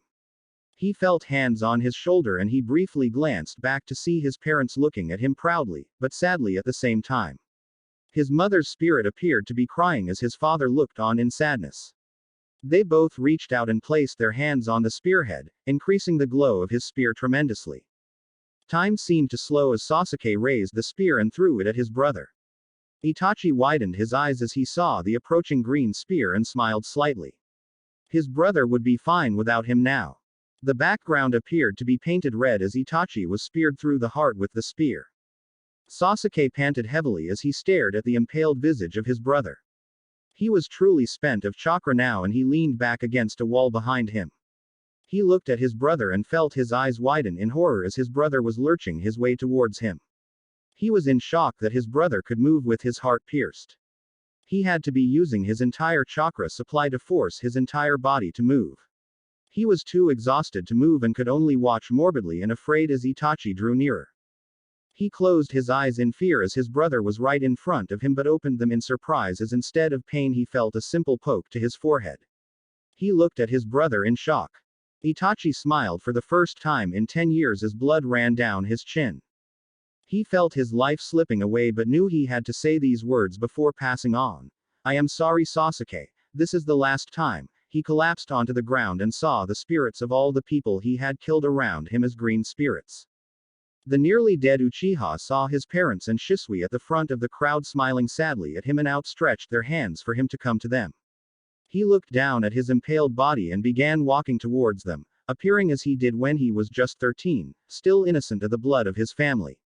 He nodded to his family and hugged them before turning to his brother who had passed out on the ground and knew that at last, his mission was complete. It was up to Sasuke and his friends now to stop Madara. He could finally rejoin his family. Outside the hideout, Kisame closed his eyes and sighed briefly as he deflected another strike from Mikomi. He had no skill in chakra sensing, but he knew that Itachi was dead. He had always known Itachi was going to his death against his younger brother. He did not know Itachi's reasons for choosing death against his brother. But he respected Itachi as a person and knew he died with honor. He jumped away from the ice user and thought back to all the times he had talked to Itachi. I wonder if you figured out your worth as a person at the very end, Itachi. For people like us, there is no place on earth we will be accepted. But we acknowledged each other and became teammates. I hope in the next life we can fight side by side once more. He hid his sorrow from Sasuke's team and spoke. It seems as if they have ended their fight. You can pass now and see the result. Mikomi glared but knew her team captain was more important than her revenge. The three members of Team Hubby rushed into the Uchiha hideout and made their way to the roof, where they found the two Uchiha brothers laying down on the roof. One simply unconscious while the other was clearly dead by the hole where his heart should be. Karen checked over Sasuke's injuries and put him on her back and looked at her companions. We should take him back to the hideout. We can tend to his injuries and plan the next step then. Jugo and Mikomi nodded and they disappeared in body flickers. If they had stayed for a few more seconds they would have been seen by a whirling vortex that revealed the Akatsuki member Tobi. The masked man approached Itachi's body and frowned beneath his mask.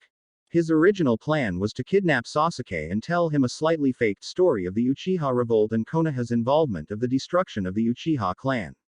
But it seemed as if Sasuke had been spirited away before he could. He looked at the fallen Uchiha and was going to extract his eyes but narrowed his eyes in anger.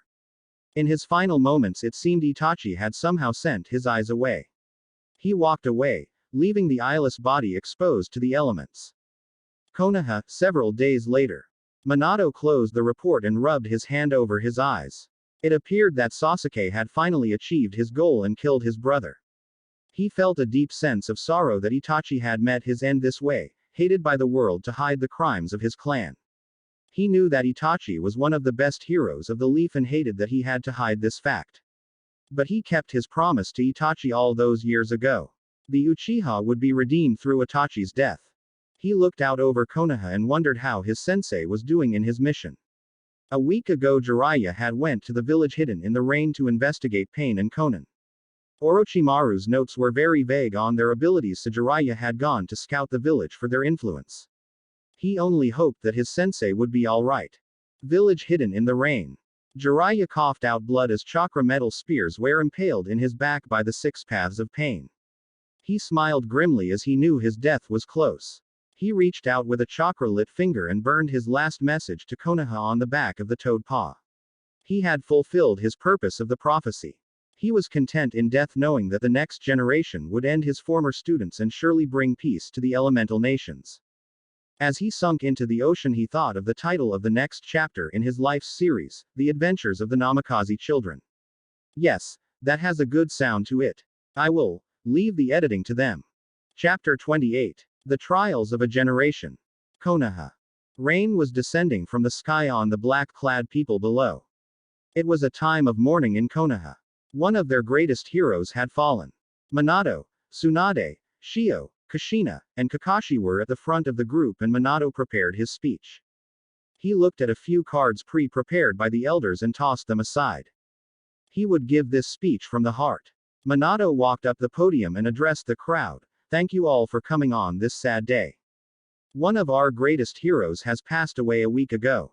Jiraiya of the Sannin, or Jiraiya the Toad Sage, both legendary titles of the previous generation.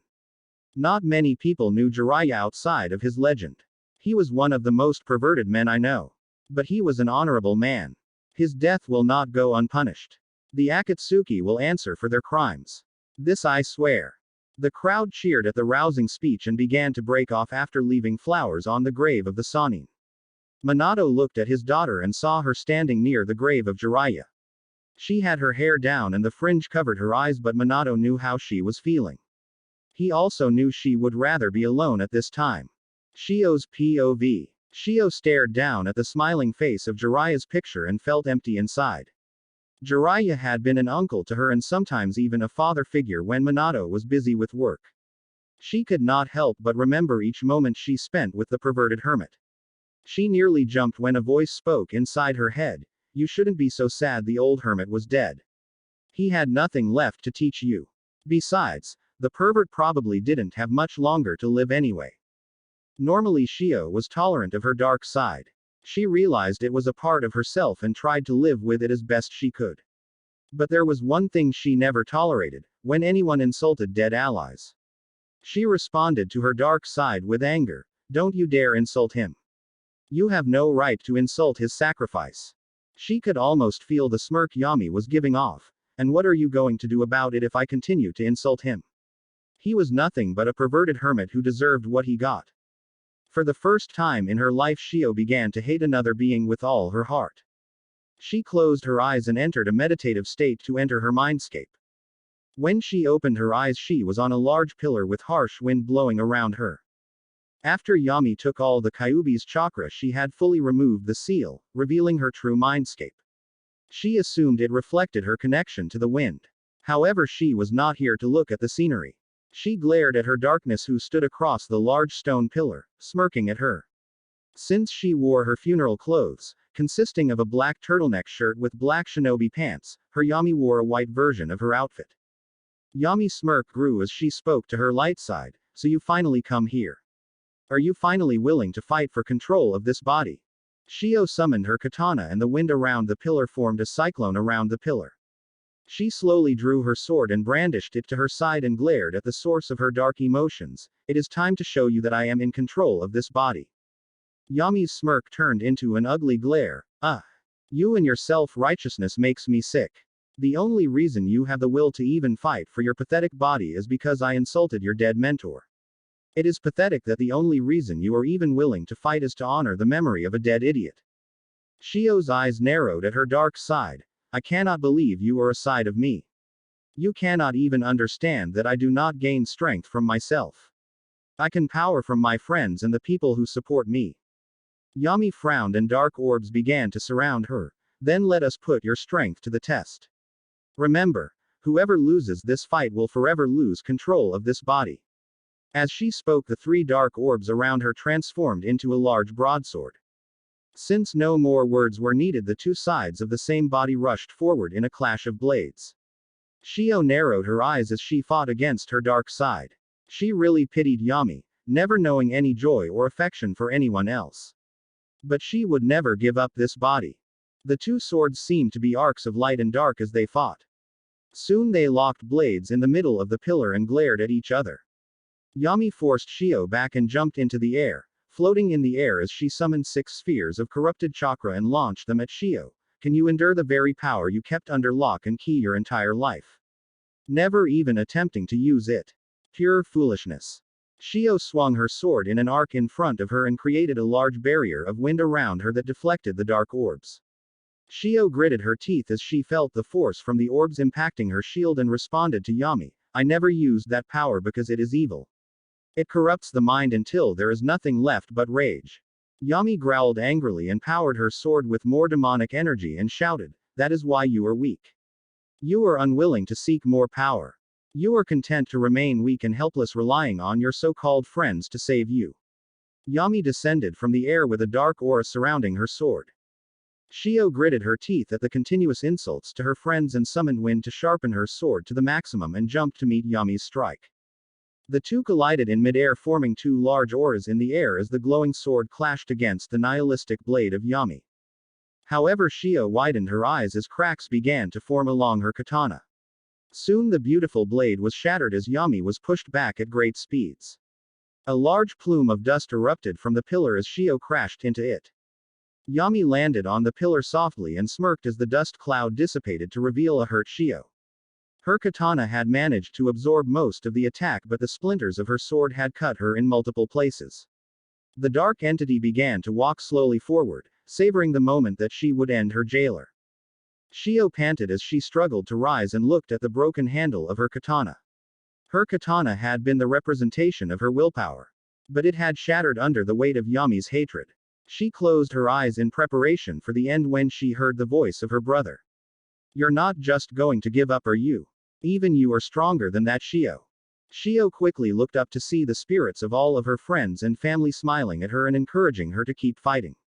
She wondered briefly why Menma was at the front of the group before they parted, and Jiraiya stepped forward and placed a hand on her shoulder. The old hermit smiled kindly at his pseudo-granddaughter. "I know you can do it, Shio. You are stronger than her. Make us proud." The spirits of her friends disappeared one by one. The spirits of Menma disappearing last, giving her a nod in acknowledgement before disappearing as well. She refocused on her broken sword and tightened her grip on the blade. Yami was nearing the downed Shio when she stopped when a surge of power erupted from her light side. Her eyes widened as Shio stood up, all her wounds healed and holding a katana made of pure light. She backed away from the light, its essence burning her. For the first time during the fight she felt fear against her opponent. She saw her sword dissolve and she began to back away from the glowing girl. What is this? I had broken your willpower.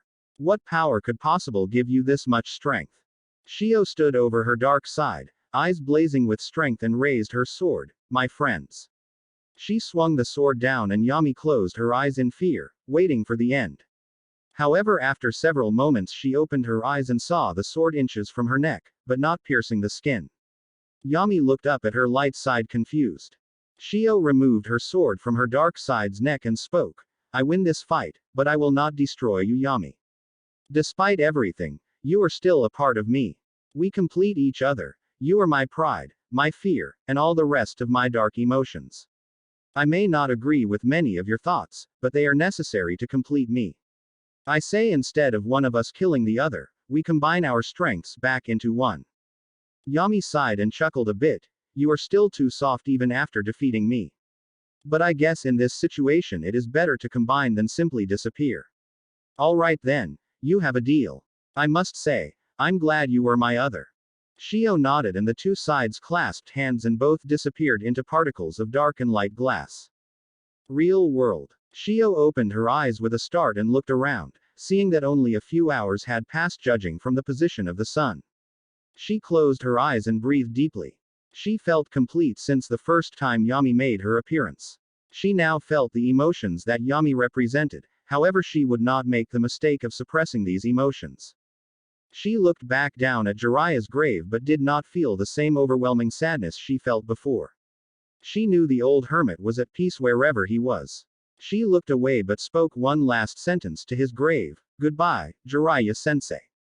That was the first time she ever called the Sannin by his name. Menma's POV. Menma walked away from the funeral, letting his feet carry him through the streets of Konoha. He had not known the Sannin that well.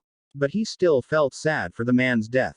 Despite his perverted tendencies, he was still a good man. He eventually realized his feet had carried him to the laboratory where he started his journey so long ago. He smiled a bit reading over his old notes and calculations. Early in his genin career he had informed Anko of this place only to learn that this place wasn't so secret after all. The laboratory apparently was an abandoned research center for the Sannin and his apprentice. It had been abandoned and forgotten about after he had defected, but no one wanted to enter the place to clear Orochimaru's equipment out. He was about to head back to the village when he felt a summoning from the spiders. His view of the lab quickly changed to the familiar scenery of the spider summoning realm. He spotted Arachne sitting on her throne and walked up to her. "Arachne, it is good to see you again. Why have I been summoned?" Arachne put down a glass of wine, or blood.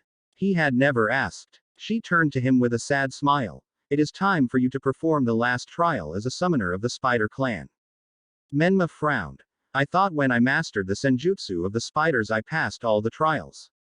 Arachne turned around. No, not yet. The final trial is a bit more difficult than just training. Menma glanced around for anything that could be his final trial when the floor underneath the throne disappeared, and before he could react he fell underneath the forest. In any normal situation he would be calm, but falling to his perceived death, the only thing he could do was cry out in alarm. The spider caverns. Menma eventually managed to slow his descent with his chakra strings and landed safely onto the ground. He quickly surveyed his surroundings and was shocked to see he was on a large square stone platform with many spider webs connecting it to the sides of the cave he was in. He looked at the far wall was a large crystal that looked to be a yellow reptilian eye. He walked over to the edge and saw many statues of humans in various positions of agony. He turned to Arachne, who had just emerged on the other side of the arena. Where are we? Arachne looked sad as she observed the man she had helped raise since he was a young adult. We are in the caverns below the forest. This is where an older race of spiders resided. They were known simply as the Arubians. We do not know much about them, only that they existed thousands of years before our current species. This particular room was the throne room where the leader of the race resided. Now we use this room to conduct the final trial of our summoners. Menma frowned. And what is this final trial? Arachne looked over the side of the platform and spoke. A fight to the death between the current hive mind of the clan and the summoner. This is an ancient tradition to preserve the strength of our clan. The winner will become the new hive mind. Menma was shocked. What? We can't do that. Surely there is some other way. Arachne shook her head. No, this is an ancient tradition of our clan. The statues you see around us are not simply for decoration. They are all the past summoners who have failed a stage in the trials to become our summoner. You are one of the 2 summoners ever to make it this far. Menma glanced down over the ledge of the large platform. There had to be hundreds of people down there. He looked back at his mother figure for most of his life and spoke sadly. Must we do this? Arachne looked remorseful as they prepared for combat. It is unfortunate, but there is no other way to preserve the strength of the clan. The spiders will only follow the strongest. If we were to both stand at the top, the spider clan would be divided, and eventually go to war with each other. Now stand tall, summoner. You now face the true might of the arachnids. A large green aura enveloped Arachne, and in a flash of green light she revealed her true form. Menma involuntarily began backing away cautiously as out of the green light Arachne was revealed. Her spider form was gigantic. Her lower body was that of a spider and nearly as large as the Hokage's tower. Her upper body had 4 arms and glowing green eyes. The transformed Arachne stared down at her summoner and spoke. This is your final trial, summoner. Defeat me and my power is yours. However, if you fail you will die just like the rest, and this cave will be your tomb forever. Menma cursed inwardly, knowing he could not convince Arachne to stop this madness. However, before he could plan anything he had to jump out of the way as the queen of the spiders charged forward, stopping just short of the edge of the platform. Arachne quickly turned around and began spraying poison out of her mouth around the arena. All Menma could do was dodge the poison. Despite his resistance to it, he knew he would not survive a direct hit with Arachne's neurotoxin. As he dodged another bullet of poison, he dashed forward, using his enhanced strength and black blood to jump high into the air. He went through 4 hand seals and muttered the name of his jutsu, Spider Silken Entrapment. Strings of chakra spider silk erupted from his chakra points and wrapped around the form of Arachne, binding her for a short time. The large arachnid struggled with the bindings, quickly tearing through some of them as she began to follow the fleeing human. You cannot escape Menma. You can flee, and you can scamper around like a rat. But you will not leave this cavern until one of us is dead. Menma quickly fled down some of the tunnels, hands clasped together with spider silk as he absorbed nature chakra as fast as he could while moving. He knew he could not defeat Arachne as just a human, so he knew he had to transform into level 3 senjutsu to succeed. He could hear Arachne behind him, but he quickly put up walls of chakra strands to keep her at bay as he worked. It seemed it was easier to absorb senjutsu in these caverns. He passed under a shadow of a large statue of an arachnid-like being. As he emerged from the shadow of it, he was now in his level 2 senjutsu form. He quickly turned down a side tunnel and was momentarily stunned to see he was back where he started when he heard Arachne chasing after him. He prayed his level 3 transformation would make it in time as he waited for the Spider Queen to emerge. Arachne slowly re-entered the trial room and saw Menma with his hands clasped in prayer, a slight green glow around them as he waited for her. She smirked slightly as she knew what he was doing. It seemed this fight was going to finally get interesting. Come Menma, let us finally fight as equals. Menma felt enough nature chakra enter and balance within his body and released it into the rest of his body. A large dark green aura enveloped him. He remembered the discussing he had with Arachne when he was training and the warning she had given him. Flashback. Menma was currently in his stage 2 senjutsu and absorbing power. He felt so close to achieving level 3 that he could taste it. However, before he could transform, Arachne quickly spoke up. Stop. Knowing to obey her commands during training, he stopped gathering nature chakra. Frustrated, why did you have me stop, sensei? I was almost at the final level. Arachne nodded. While that is impressive, I did not tell you to stop because you made a mistake. Rather, I will give you a warning about going into level 3 senjutsu. This form will be your most powerful, however each level 3 spider form is unique. I have seen 3 people achieve this power and each one had different specialties. Some were more focused on long range while others were more suitable to close range combat. However, there is a risk to this power. Menma raised an eyebrow. Senjutsu was already very dangerous because one mistake and you could unbalance your chakra, giving a disastrous side effect depending on which clan you're learning senjutsu from. Arachne continued. After entering your third and final form, that form will be your true form. Menma looked confused. True form? What do you mean? Arachne explained. I mean, simply your spider side will affect your human side to such a degree that you will no longer be a human with spider powers, but a spider with the power to transform into a human. Menma widened his eyes. So I will lose my humanity. Arachne nodded. Yes, in time you will learn how to transform yourself back into a human, but it would take around a month of constant practice. And that is only if you wish to. Menma looked away frustrated. Give me some time to decide. Arachne nodded. I thought you would like some time to think it over. It is not an easy decision to lose your humanity after all. But know this, you will need an anchor to remember your humanity after transforming. Someone that you have a special bond with. As long as that person is inside your heart, you will retain your human mind and eventually be able to return to yourself. Menma nodded, lost in thought as he looked out over the other spiders. End flashback. As he felt his body transform once more, he closed his eyes. I am sorry everyone, I must do this. But I will make it back to you, I promise. The light eventually died down and Arachne could finally see Menma's transformed state. He was only slightly larger than a human. His skin had turned dark purple and he had glowing purple tribal tattoos on his chest. He had armored carapace attached to many parts of his body except for his chest, forming a sort of armor. On the back of each of his arms were large scythe-like blades, dripping a venomous green poison. He also had large insectoid wings on his back, flapping occasionally. She knew that her potential successor was lucky. There were very few spiders with wings, but he must have absorbed their properties as he went into level 3 senjutsu form. She observed the rest of him, but it was his eyes that caught the attention of Arachne the most. His eyes glowed a dark green, power radiating from them. However, despite his impressive form, she could not help but feel disappointed. She had expected a larger form, perhaps even on her scale. He was barely any larger than he was before. She was about to mock his form when she widened her eyes as he was gone, and suddenly behind her, scythes raised to deeply wound her.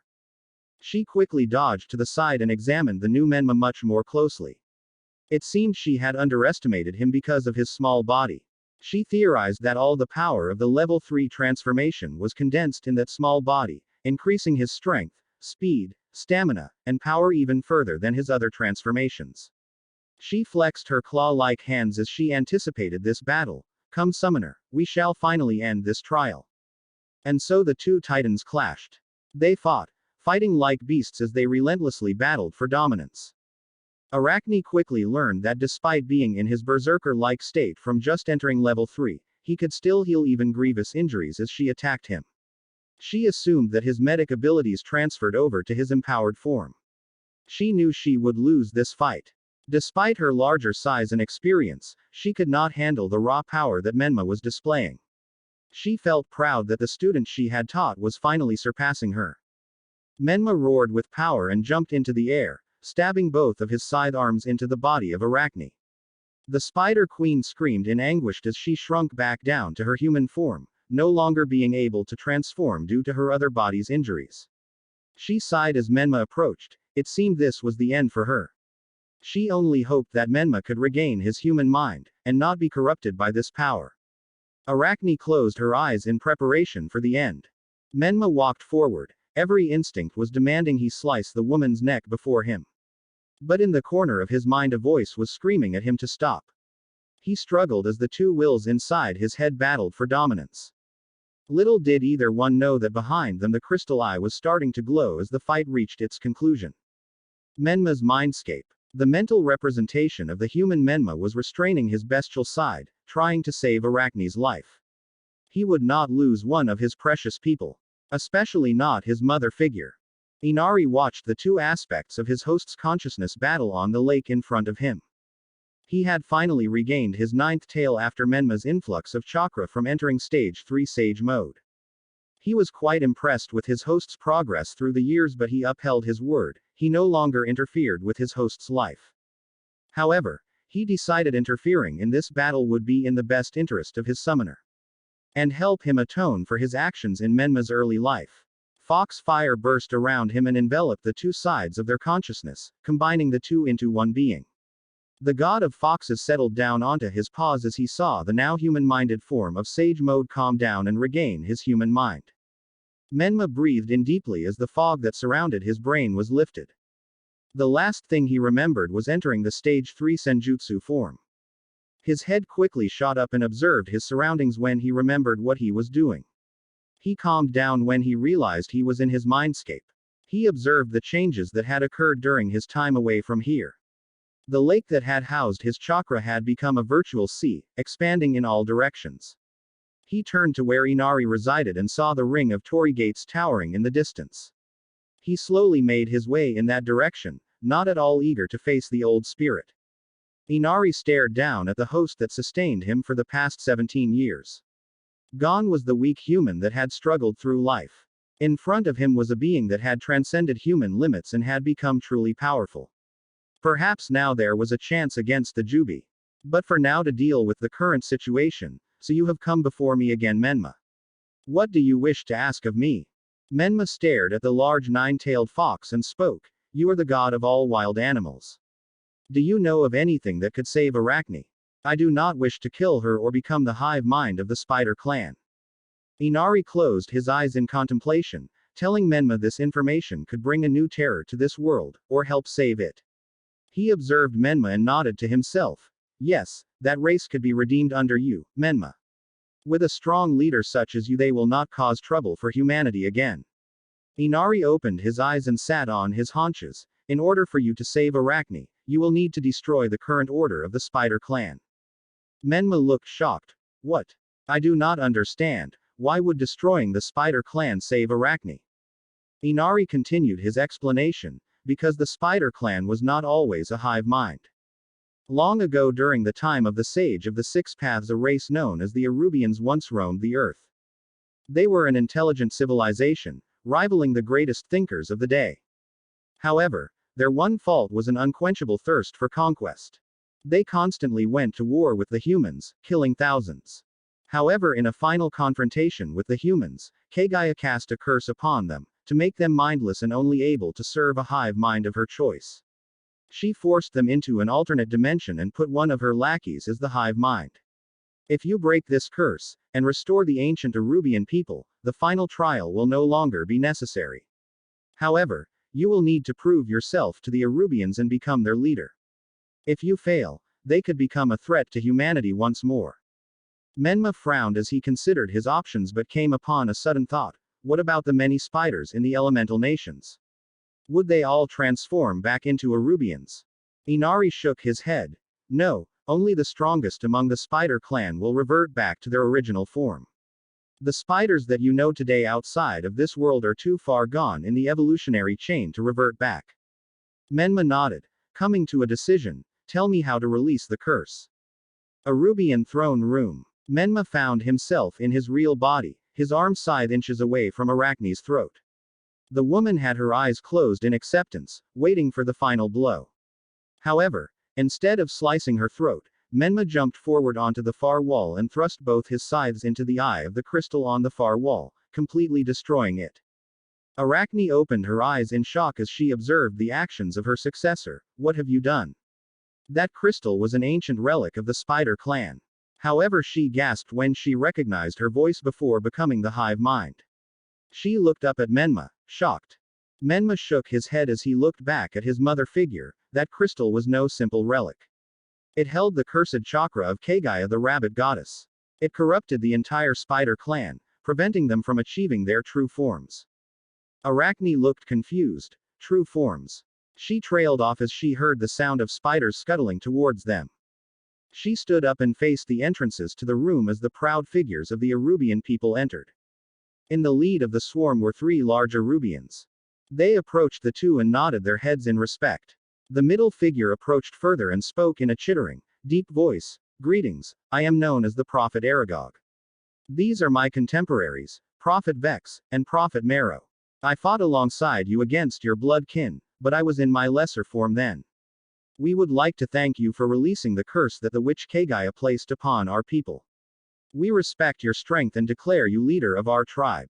Menma stared at the hundreds of arachnids in the chamber and smiled a bit. Now they had an army to fight the Akatsuki with.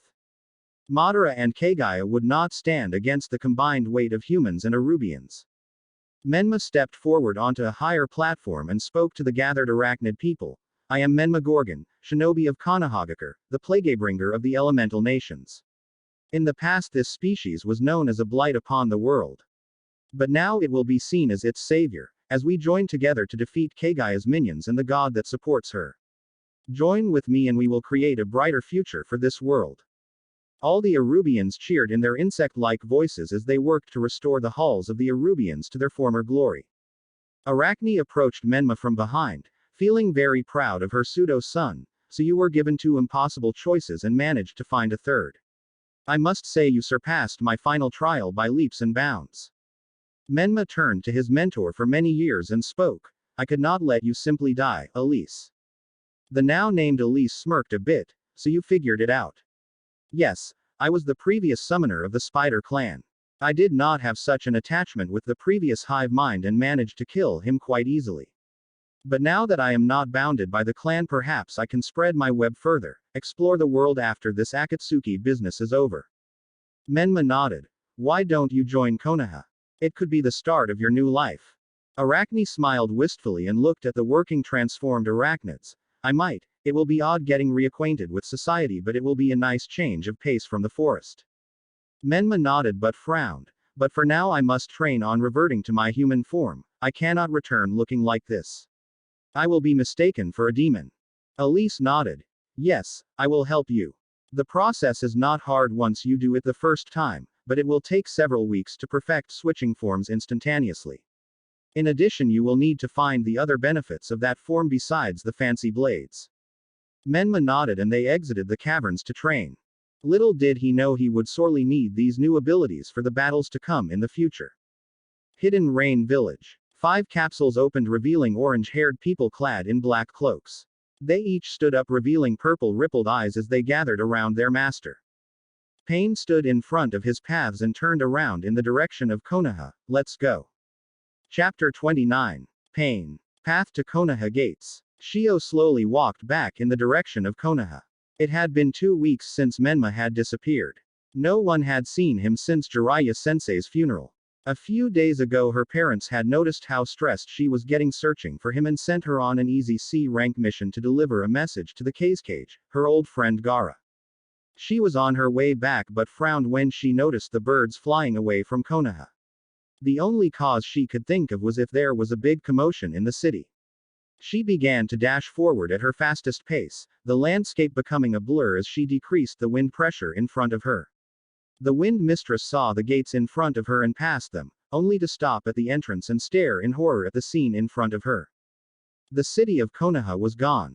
In its place was a large crater, looking as if God himself decided to remove the city from existence.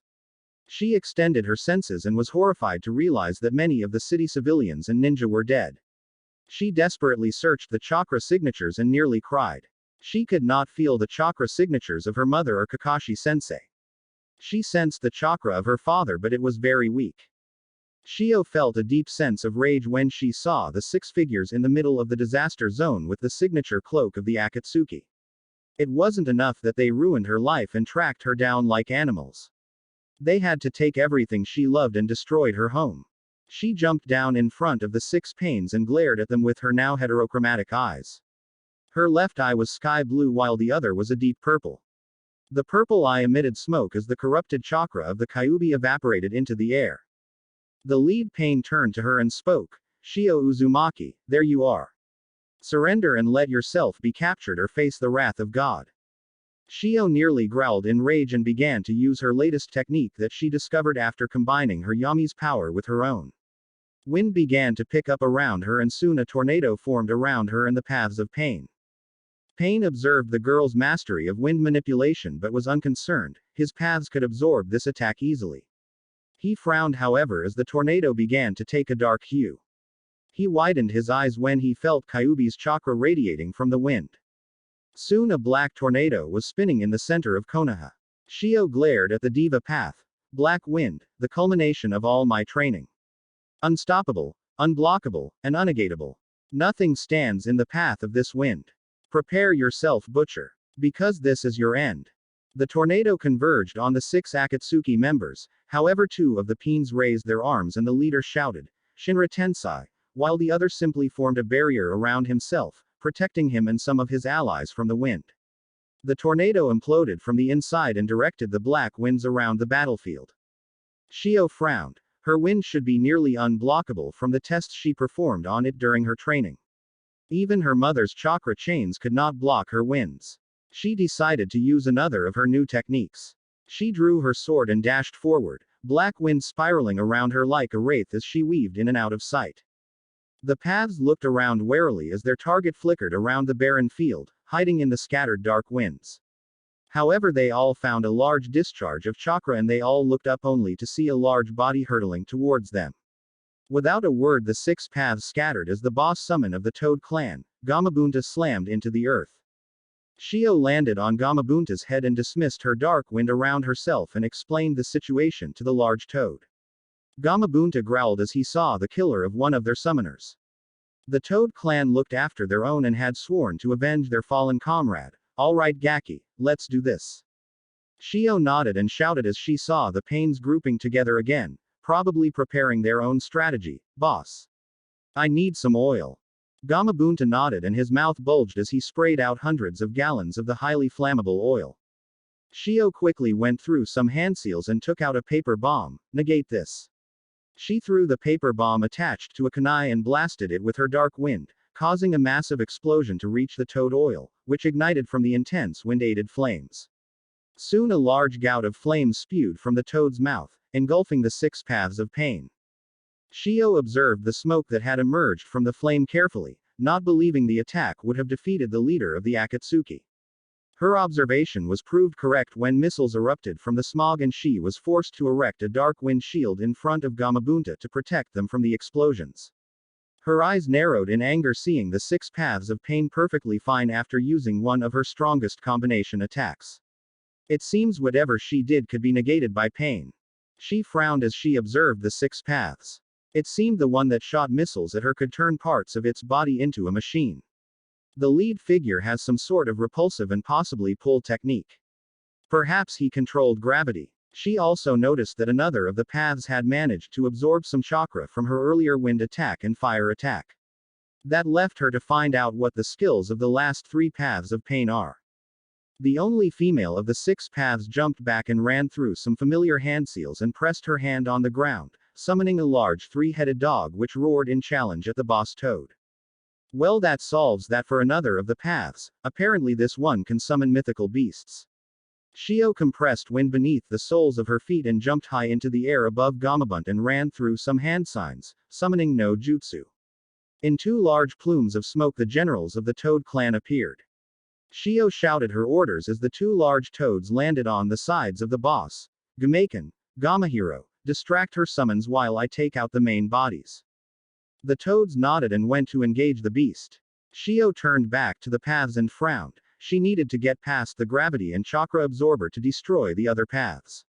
She gripped her sword and prepared for the battle of her life. And so the two titans fought. Black wind clashed against the power of a demigod. She used every weapon in her arsenal against the pain, eventually managing to destroy the Asura and Preta path. Unfortunately for her, it was not enough to destroy he main path, and he stabbed her in multiple places with his chakra rods, negating her chakra and pinning the Jinchuriki to the ground. She could barely see past the pain but saw each path of pain, event he too she destroyed begin to approach her downed form. The lead pain finally spoke. The Jinchuriki of the Nine Tails has been capped. He broke off as a huge plume of smoke surrounded half of the crater that was once Konoha. Each path turned around only to widen their eyes to see an entire army of strange arachnids. The army separated to let a figure walk forward. Pain vaguely recognized the man as Menma Gorgon. The man had changed since he saw him from the reports. The man wore a flowing kimono-styled shirt with long coat-like tails. The spider summoner also wore shinobi-styled pants and shinobi sandals.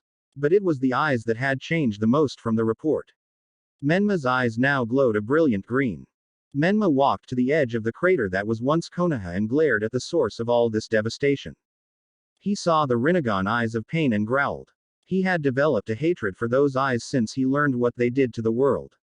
He amplified his voice and spoke to the holder of the cursed eyes, Pain. It is time to answer for the thousands you have butchered and slain. No longer will the world fear your madness. Today will be the day the Akatsuki and the world knows the power of the Arubians. Healers attend to the wounded, everyone else, attack. Hundreds of arachnids obeyed his orders and charged down the side of the cliff, charging the 6 cloaked paths. Shio watched in disbelief as her brother brought an army to fight her opponent. She looked up in shock as Menma appeared next to her and pulled out the stakes. The holes instantly healing due to the Kyuubi's chakra.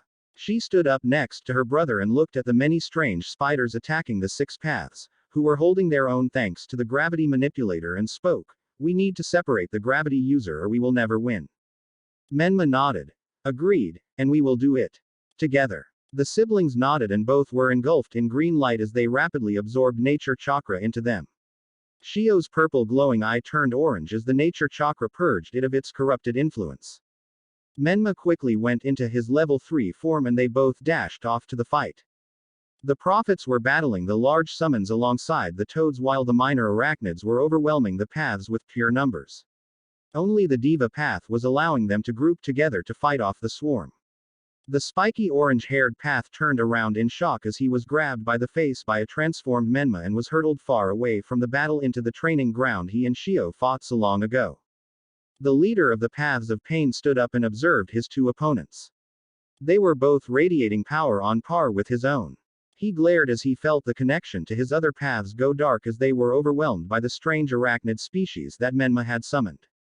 He raised his arms in the stance of his gravity manipulation and spoke, "You shall fall before God." Shio growled, "I see no God, all I see is a megalomaniac with ambitions to rule the world." Menma agreed with her, "Yes, you are far from God.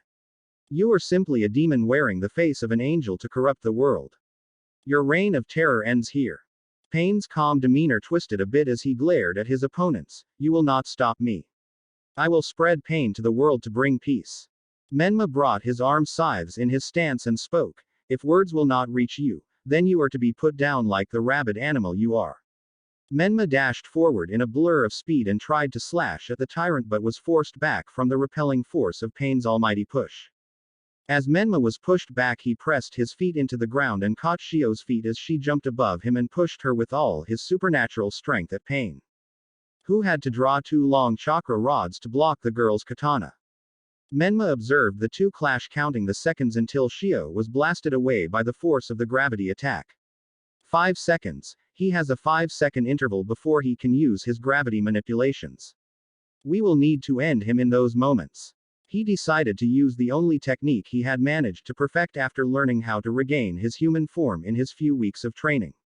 His sides glowed dark green as he used his blood manipulation to send multitude of toxins into them. Menma dashed forward, knowing he would be repelled. He felt the gathering of Pain's chakra and launched hundreds of chakra strands from his hands and grabbed onto Pain. He grit his teeth as the repelling force of the technique slammed into him and he dragged Pain along with him as he was blasted back. Pain looked shocked at first before sinking his feet into the ground to prevent being dragged any further, which was exactly what Menma wanted. Using his chakra strings as a grappling line, he dashed forward at great speeds. 4 seconds. He was nearing the orange-haired path and saw Shio coming from the opposite direction, golden wind spiraling around her as they both dashed forward. 3 seconds. They were almost upon the man. They both had their respective weapons raised in an overhead and underhanded swing as they attacked. 2 seconds. Pain blocked both attacks with his chakra rod and it was now a power battle as the three powerful shinobi battled for supremacy. 1 second. Pain smirked at the two and spoke. "You are too late, Shinra Tensei." Both Konoha shinobi smirked as they were blasted back, which confused Pain until he felt the chakra strings connecting him to both flying shinobi. In opposite directions. The Pain screamed in pain as his arms were separated from his body by the force of his own technique. It only got worse when the two flying back shinobi disappeared into piles of toxin and smoke respectively. He looked in front as Menma once again launched Shio forward, who then cut the final path in half. Shio panted as she stared at the mutilated corpse on the ground. "Is it over?" Menma stepped forward and looked off into the distance. "Not yet." Shio looked confused but widened her eyes as she still felt Pain's chakra emanating from the distance with her senjutsu.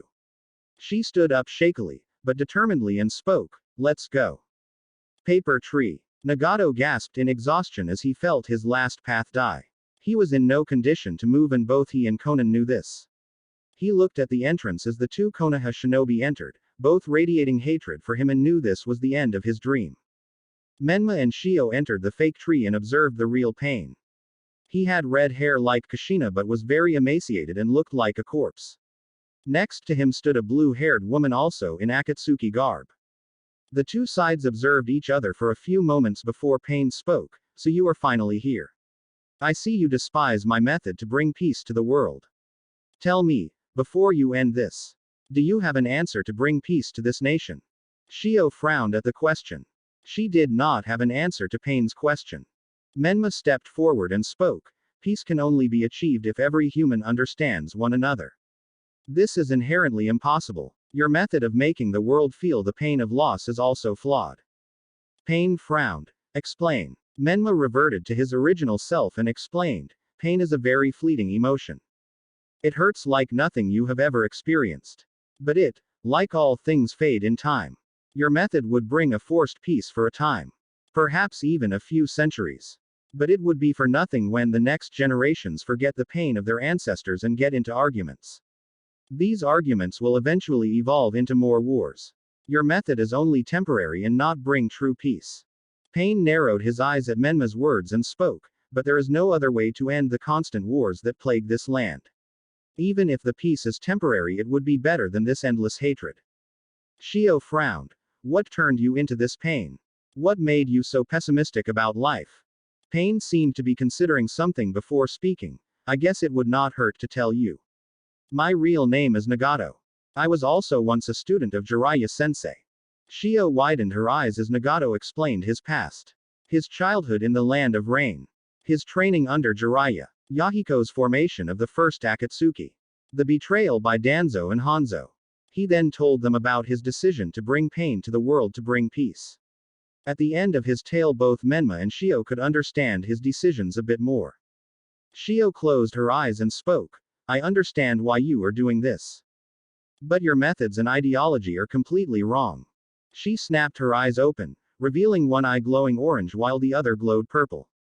She took out a book from inside one of her hidden pockets and showed it to Nagato. "This is the first book ever written by Jiraiya sensei. It is about a ninja who travels the world trying to break the chain of hatred. He says this book was inspired by a former student of his. I now know that student was you. Jiraiya believed that the path to peace was breaking the chain of hatred, and I agree. If you put your faith in me, I promise you that I will end the hatred in the elemental nations." Nagato looked wide-eyed at the girl who declared that she would accomplish his dream of bringing peace to the elemental nations and closed his eyes with a short laugh. I can't help but putting my trust into you, Shio Uzumaki Namikaze. I am glad that I met you before the end. Allow me to do one last thing, to help you accomplish your mission. The former leader of the Akatsuki clasped his hands together in a prayer formation and began releasing massive amounts of chakra. Conan looked shocked at the jutsu he was using, and Nagato. If you use that technique you really will die. Nagato smiled at his sole childhood friend left alive and spoke. I have been dead for a long time, Conan. The only thing that was left alive was an empty shell of who I once was. I know that now that I am not the bringer of peace for this world, but rather the two in front of me. This is the least I can do to help her dream. Nagato released one last roar of power as he activated his technique, Outer Path. Samsara of Heavenly Souls. Shio gasped as she felt the chakra signatures of people she felt were dead began appearing all over Konoha. Uzumaki residence. Kushina opened her eyes confusedly. The last thing she remembered was fighting an orange-haired Akatsuki member. With Kakashi. Kakashi opened his eyes wearily after his discussion with his father in limbo. It seemed what his father said was true. It was not his time yet.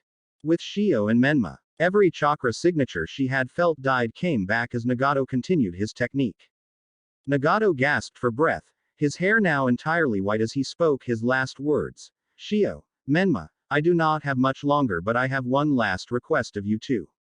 Shio and Menma stepped forward in acknowledgement. He looked the two in the eye and spoke, protect Conan.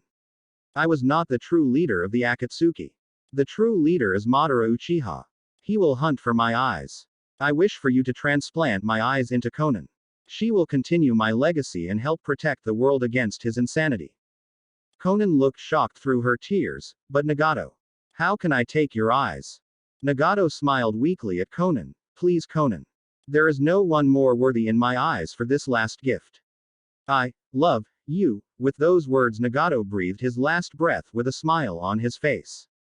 Menma walked forward to the distraught woman. I can perform the surgery here if you wish.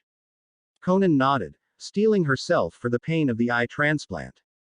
A few moments later, Conan felt the silk wrapped around her eyes as she felt the power of the Rinnegan course through her.